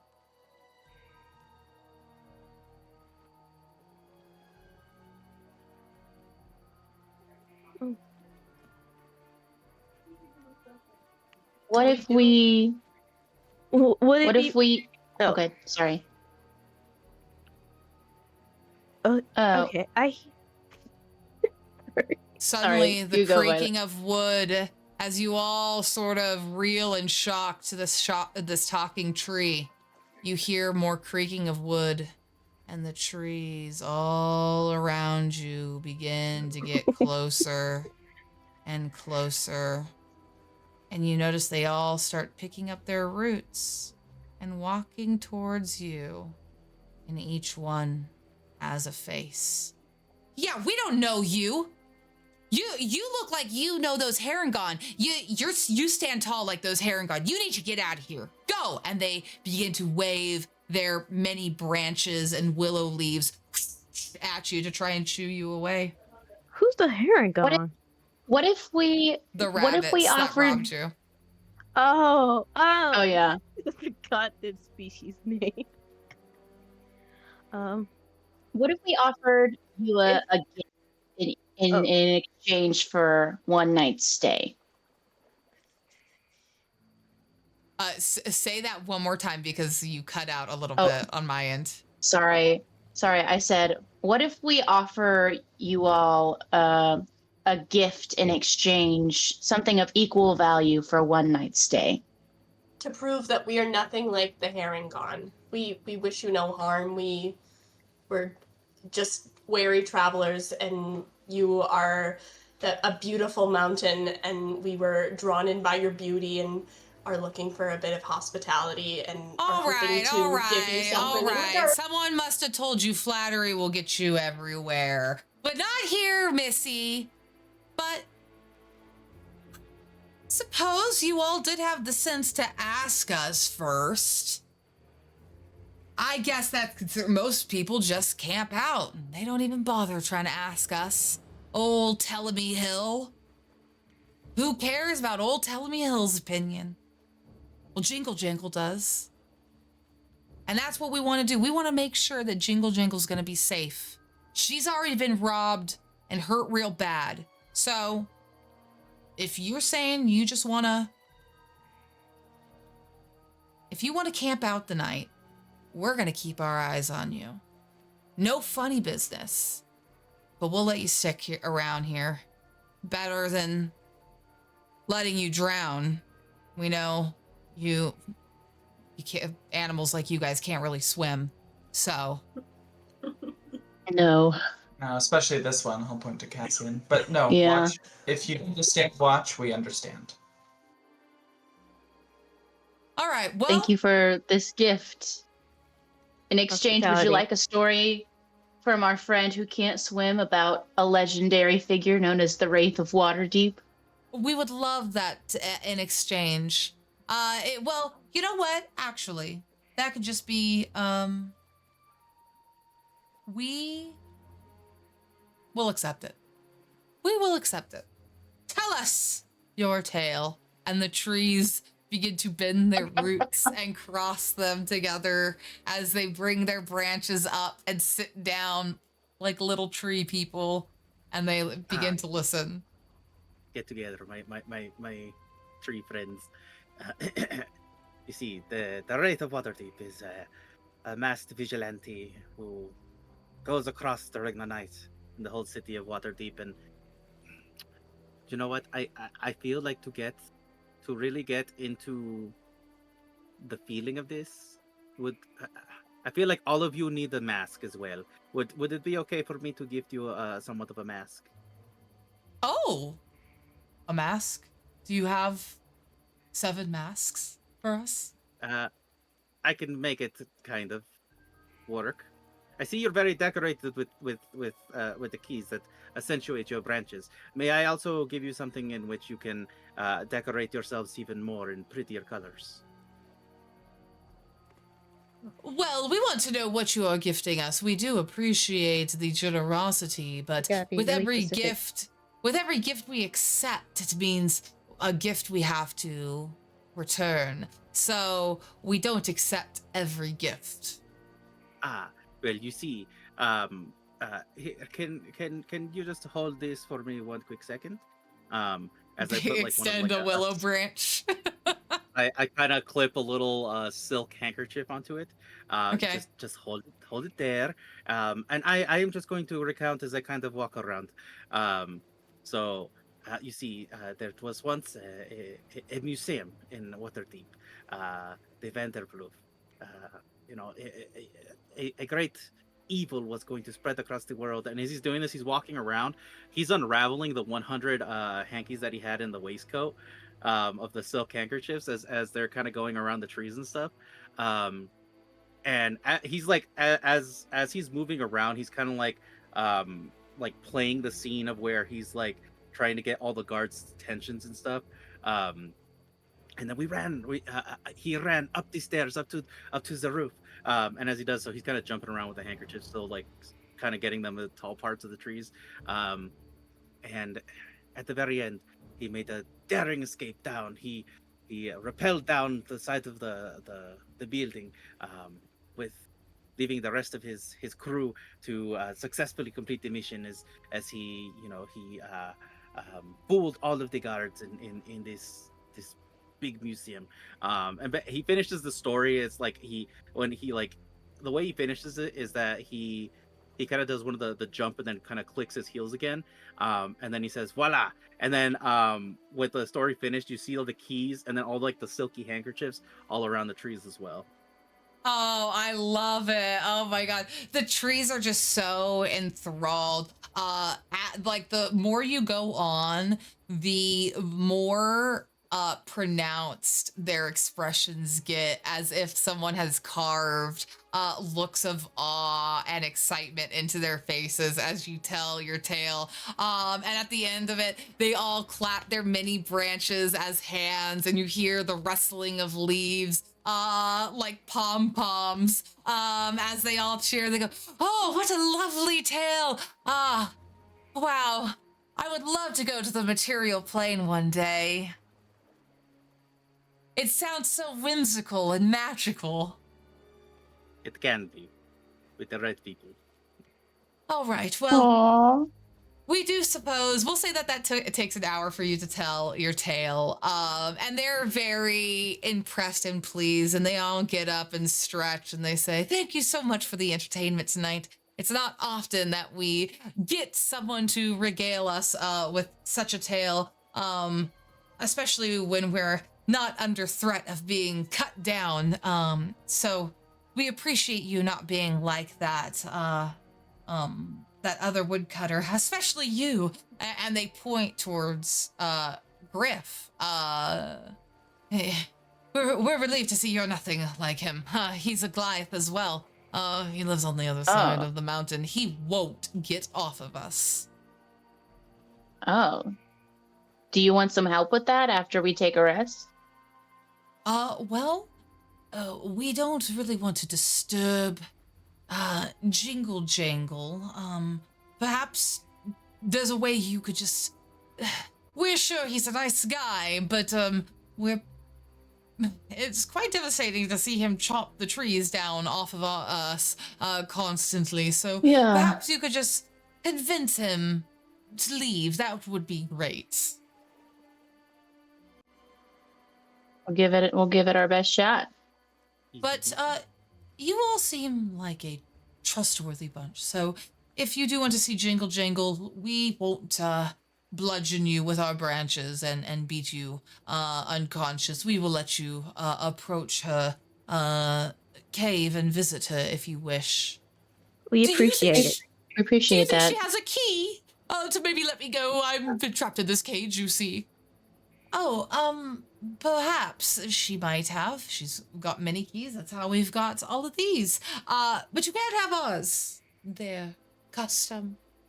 And they begin to move back to their normal places where you see the roots, like the lines in the ground are much more deep where their roots typically hold. And they return to their spots, and you guys may camp out and rest for the night. Hooray. Ooh. Well, Do we need washes with the trees around? No, they got you. You're good. Okay. Look, we're doing a hex crawl, but we're not doing that hex crawl. Get it. So used to the other danger every turn. Well, demons apparently. I'm so glad I'm not exhausted anymore. That was kicking my butt. yeah.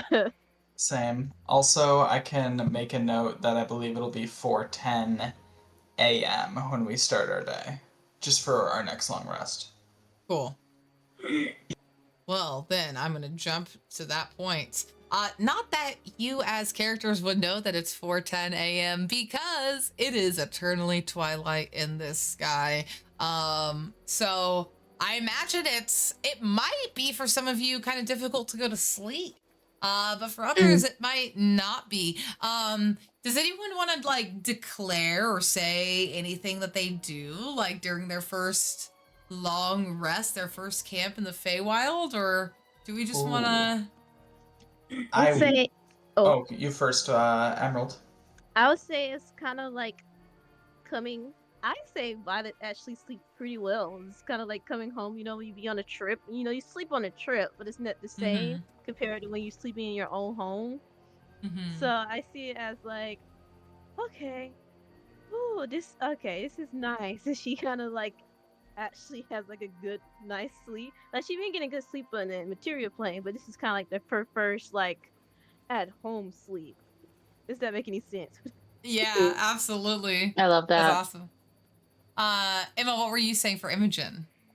I was gonna say I would love to try and bless my holy water that I've collected. Um, Yes. my thought around it, you can tell me if this would work, is that it would require both like a prayer with the moon present, like which if it's always twilight should hopefully work. Mm-hmm. Um, and then a essentially guidance of like casting light on the water to like infuse it with the light of the moon.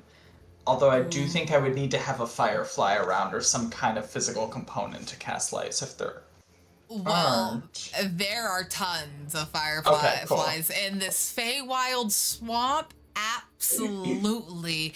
They constantly flitter and flicker above the water. And even on the more somewhat dry areas, like the side of this hill here, there are many fireflies that are moving through the awakened trees as they rest as well. So you can absolutely do that. That's awesome. Lovely. Perfect. Thank you. Uh, I'll, I I'll submit the good. prayer that I say later just for flavor. Okay. I think Griff, as we're kind of setting up camp, I think Griff is just gonna take some time to like kind of their equivalent of meditating, basically. Like I think she's gonna like undo her braid and just kind of Hmm. like run her fingers through her hair and just kind of like sit down and like watch the moon and just kind of mess with the little ribbon that she uses to tie off her braid. And I really want to know what the moon looks like for Griff. Ooh, okay. So I might not have something every single time. So I might do that paint the scene technique. Yeah. Which I don't know if I actually covered that with you guys, but it's something I'm gonna talk about in the little thing I'm doing next week. But anyways, what I think Griff might see on her first night. Ooh. Griff, I think what you would see is a full moon, but you would see the constant passing of shadows being pulled like by strings as if they were marionettes across the moon's face all night long. So creepy. Oh my gosh. Oh, and I wanted to try one other thing too before I went to sleep.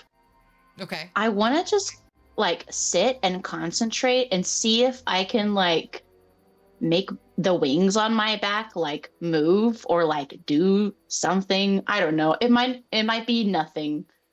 But it's the Feywild and anything can happen. Yeah, no, for sure. Do you have something that could actually, as a character, like an ability that could do that? I don't think so.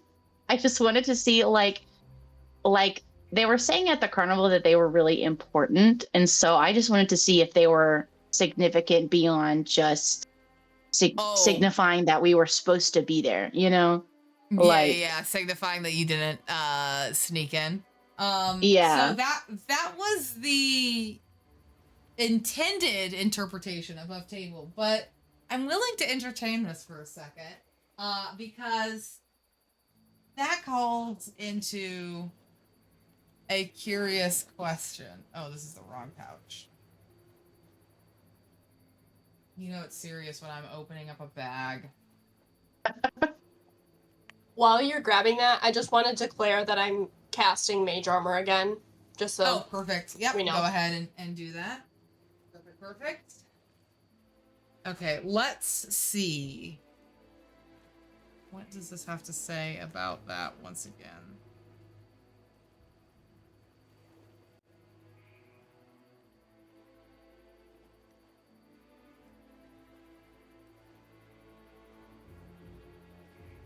We are on a hill.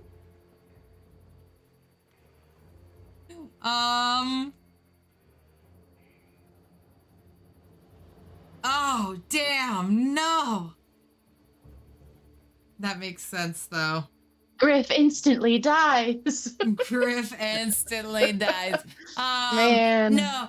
So, Griff, this is what I'm going to say happens, okay? The reason, you have your, what emotion would you say Griff is feeling? Mm-hmm. Yeah. As she's That's she's a good trying to question. make this happen, what is the deepest emotion she's feeling as she is believing and trying and seeing? Because this actually might change things. So Mhm. what is that vibe that you're getting? I think what they're feeling as they're really concentrating and thinking on it, I think is kind of like inversely related to like her greatest fear of insignificance. Okay. And is kind of I think she's just hoping that like the fact that she's searching, that something will happen. Okay. So hope. Mm-hmm. Okay. As you are overcome by this emotion of hope and optimism, the clouds in the twilight sky, the fog that somewhat blots out the twinkling starlight, clears around you. There is no breeze. There is nothing but clear skies. Your wings don't move. Mm.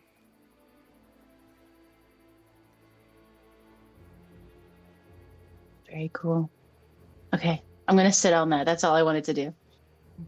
Roll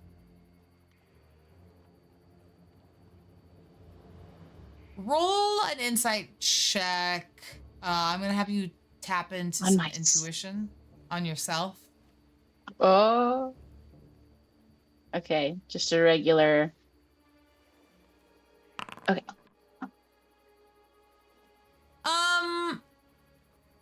I can use my I'll use my inspiration if No, it's no, no, not that's high really enough. high. That's high. That's good.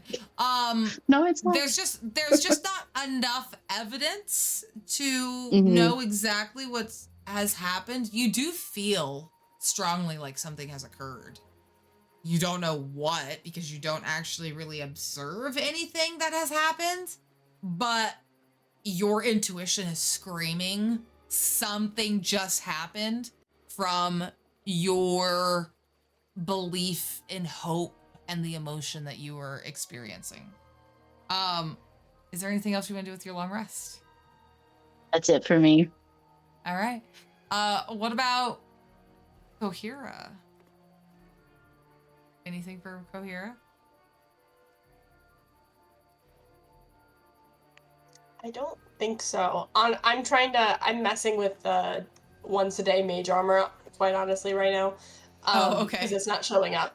But I think I'm just maybe I'm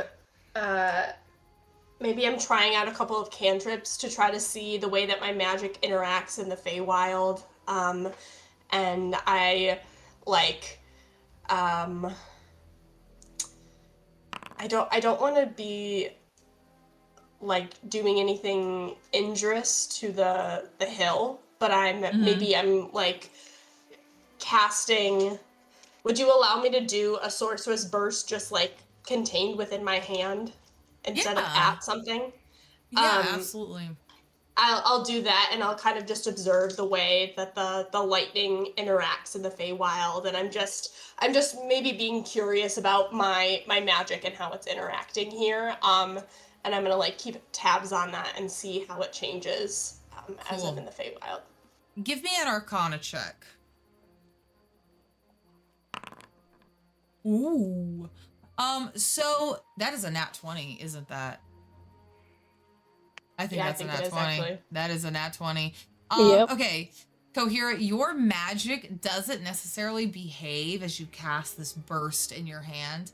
It doesn't behave necessarily in a volatile manner, but you can tell on the fringes of the firework of your spell that it ripples in the atmosphere as though there is a lingering current of wild magic that is more strongly present throughout the Feywild. And you would intuit here that there are likely, depending on where you're at in Prismere, more wild magic zones. I think we had established that I had some interaction with wild magic as a child, so I'm like just observing that and kind of curious and being, I think, confused maybe because this hasn't been something I've like noticed in the past like 8 years or so. But I think it's a little spooky. I think I'm maybe a little scared of it. Can be a little spooky. Wild magic is always unstable and it's always powerful.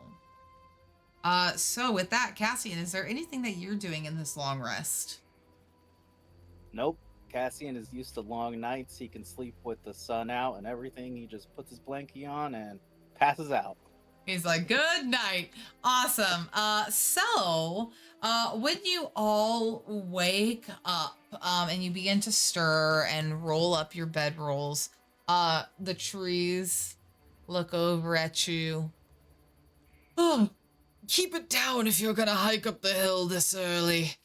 Some of us are still trying to sleep. And they pull their leaves down low over their eyes. And you guys have a whole new day energized to begin your questing. What shall we do? All right, shall we go meet Jingle Jangle, y'all? Let's Yes. whisper on our way up so we don't wake up the trees. Yeah, and walk softly. Good call. As we are guests and we have to be nice to them. All right. Be You- generous. You can make your way up to the phase 2 area of our map, please. Dun dun dun dun dun.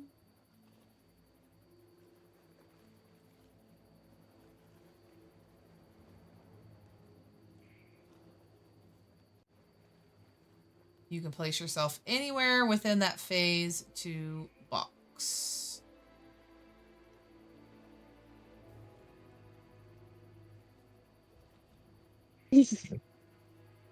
All right. As you get it, continue to walk up the path, the hill gets steeper and steeper. And as you cut this corner here, the rubble beneath your feet begins to tremble as it did the day before when the trees began talking to you. But it is not the trees that speak to you this time. It is the very ground beneath your feet. And it is the rocks on the ledge, faces in the boulders peering out at you. Who wakes up Telemy Hill? Who Hello. responds? I can respond? What do you You're the say? boss. Okay.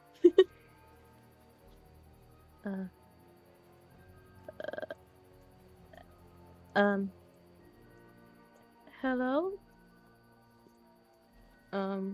Get Sorry. off our hill, boom. And Violet, as you nervously begin to speak, you give the rocks too long of an opportunity to begin rolling down the hill towards you. So a rock slide begins to occur. Dang it. I was just about to say something, but I said it too slow. This is going to get...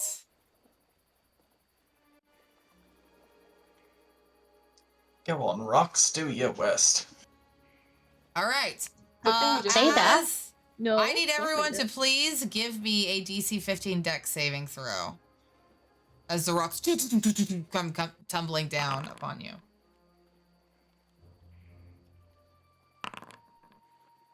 Is I'm there gonna any chance I roll with my inspiration if that's cool. You all have inspiration. I use one up. I gave one out earlier. Yeah, let me roll with mine. To the Try whole that group again. when something Oh, okay.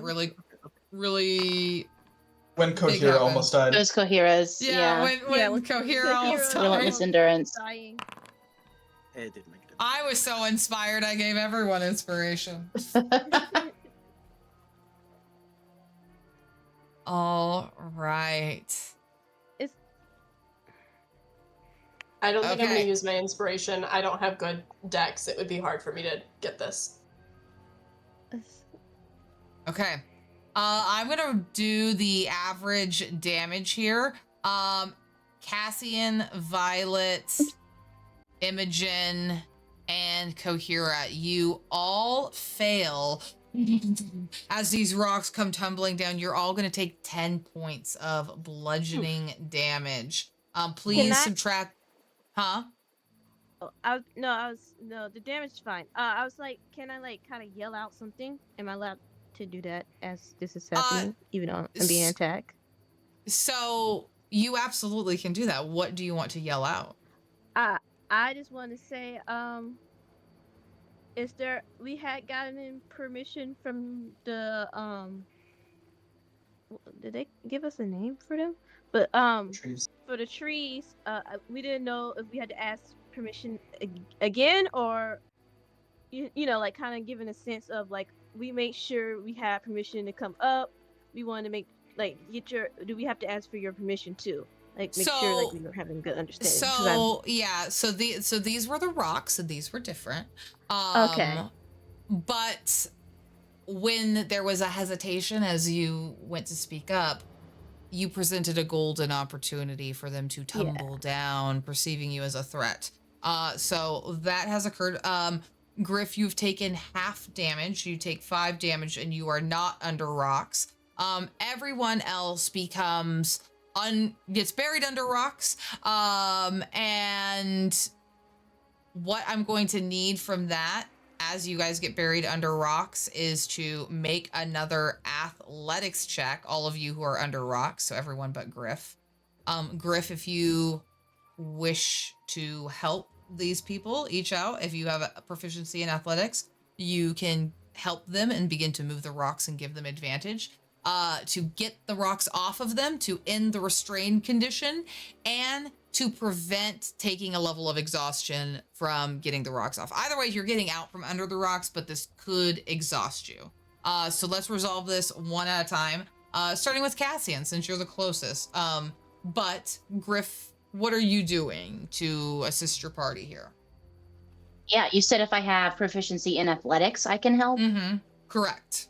I do not. I only have proficiency in acrobatics.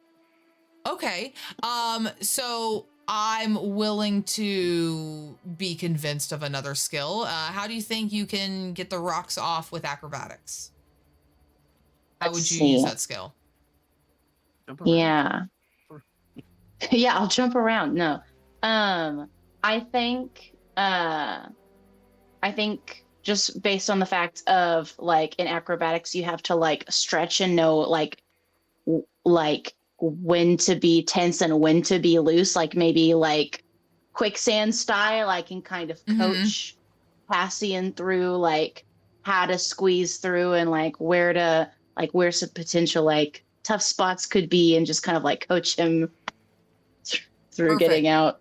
Perfect. Cassian, do you have proficiency in acrobatics? I do not.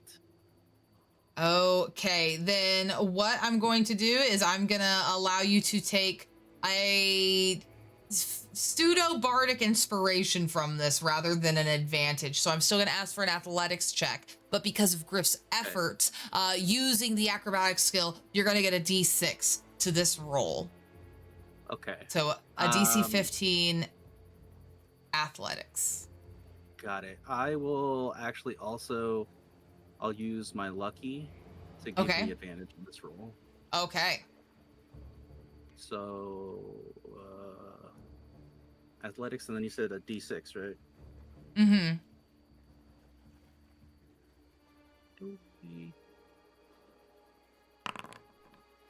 Absolutely. So you end the restrained condition, you get out from under the rocks, and you do not take a level of exhaustion from being under the rocks. Awesome. Gracias, señorita Grief. Yeah, no worries. Right. It's just like those breathing exercises. All right.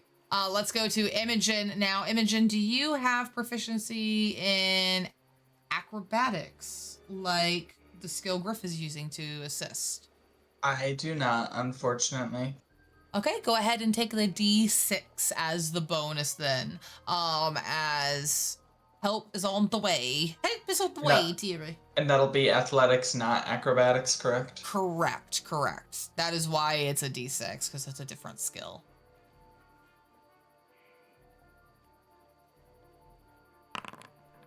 Nice, awesome. Imogen is also able to get up under the rocks, thanks to the efforts of the friends, assisting, moving the rocks out of the way, and Imogen, you recover. Okay, Kohira, same thing here. Do you have proficiency in acrobatics?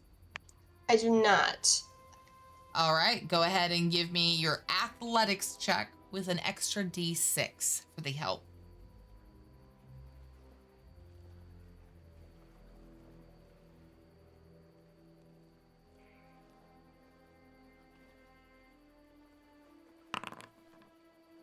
Oof. All right, you are able to I'm gonna use my inspiration. Okay. That's a good thing you didn't use it earlier.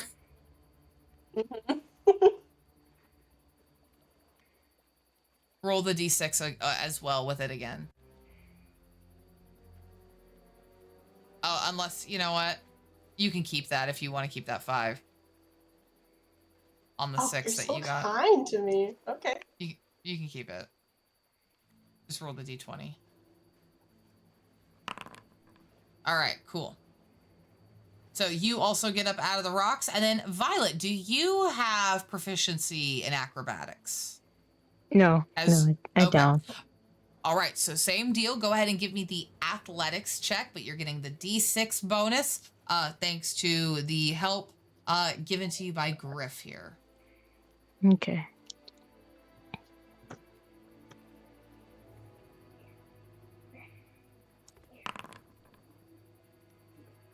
Oof. Yep. Yep. All right.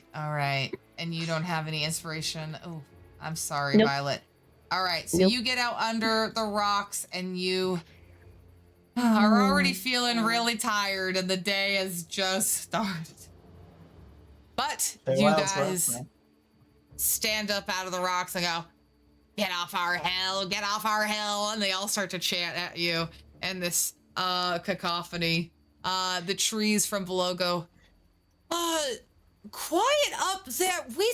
We're letting them pass. Send the message all the way up the hill, Rocks. You need to tell the path and you need to tell the bridge. And please keep it down. We're trying to sleep. And the willow tree like kind of turns over and the rocks stop rumbling and they all look up at you. You heard them. We already spoke with the trees. We have business with Jingle Jangle. We need to pass so that we can try to help them. Fine. follow, follow, follow us, follow, follow, follow. And they all begin to chant more as they roll uphill. And they move towards the big crack in the path that opens up even wider as you follow the rocks into its space, and the crack begins to part like a mouth. Who walks up Telemy Hill? And all the little pebbles roll up to the edge. Guests, the trees say they're guests for Jingle Jangle. Trees, guest. Yes, we are guests, as they said. We camped out with the trees last night, and we are here to see Jingle Jangle. Very well. You may pass, and the crevice in the mountain closes as the mouth shuts. And you can continue to go up the hill to the final space where there is a rope bridge. And as you approach the bridge itself, there are two wooden stakes that are staked into the ground that the wooden rope bridge is attached to, tied to either end. The stakes of wood have eyes and mouths that open up as you approach. Yeah, who goes there? Hey, yeah, you're not supposed to be here. Get off our hill. We have to protect Jingle Jangle. I'm so sorry. You're actually wrong. We are supposed to be here. We already spoke with the trees and the boulders and the, well, I guess we'll call it the gulch in the pass. But we are supposed to be here. We do need to see Jingle Jangle. We are okay to pass. The stakes look up at you inquisitively as the little pebbles at your feet begin to roll back down the hill, their little eyes blinking. Jingle Jangle, must pass Jingle Jangle, here to see Jingle Jangle. And they roll down the path. The mouth opens up and swallows up some of the pebbles and shouts up to the bridge, let them pass. All right, fine. I suppose we'll let you on inside. You seem not like those rabbits, so you better be nice to Jingle Jangle. Come on We're in. not like the rabbits at all, trust me. Yeah, we hate the rabbits. And they motion for you to pass the bridge as you approach the keyhole-shaped door. I'm going to get us prepared to enter another scene. And like knock before we enter. It just opens up right as you the door of the cave opens up, allowing you entry. And Is this permission, or if it's like last time? This seems more explicit. The door says, "Enter, friend of Jingle Jangle." Okay. We don't need a last time issue happening here. Awesome. Cool. And so you all enter Telemy Hill, the cave proper. And upon entering the dark cave, you find a message spelled out in rocks on the floor at your feet that reads, "May every door find its key." And Sir Talavar, who is definitely with you, who I just didn't put on this map, who's holding the birdcage right now? I guess I'll still be holding it. Just, the whole time I'll hold on to him. Fantastic. Hold on to that, Twink. And Freddie as you Mercury ass mustache. Sir Talavar looks down at the message written, oh, perhaps this Jingle Jangle really does have the key we need to set me free. Look, over there, there's stairs leading down. And he points towards a descending staircase in the back of the cave. And that is where we're going to pick up for next week. Now, Mr. Jingle Jangle, I'm very optimistic too, but I think all middle-aged white women have signs like that.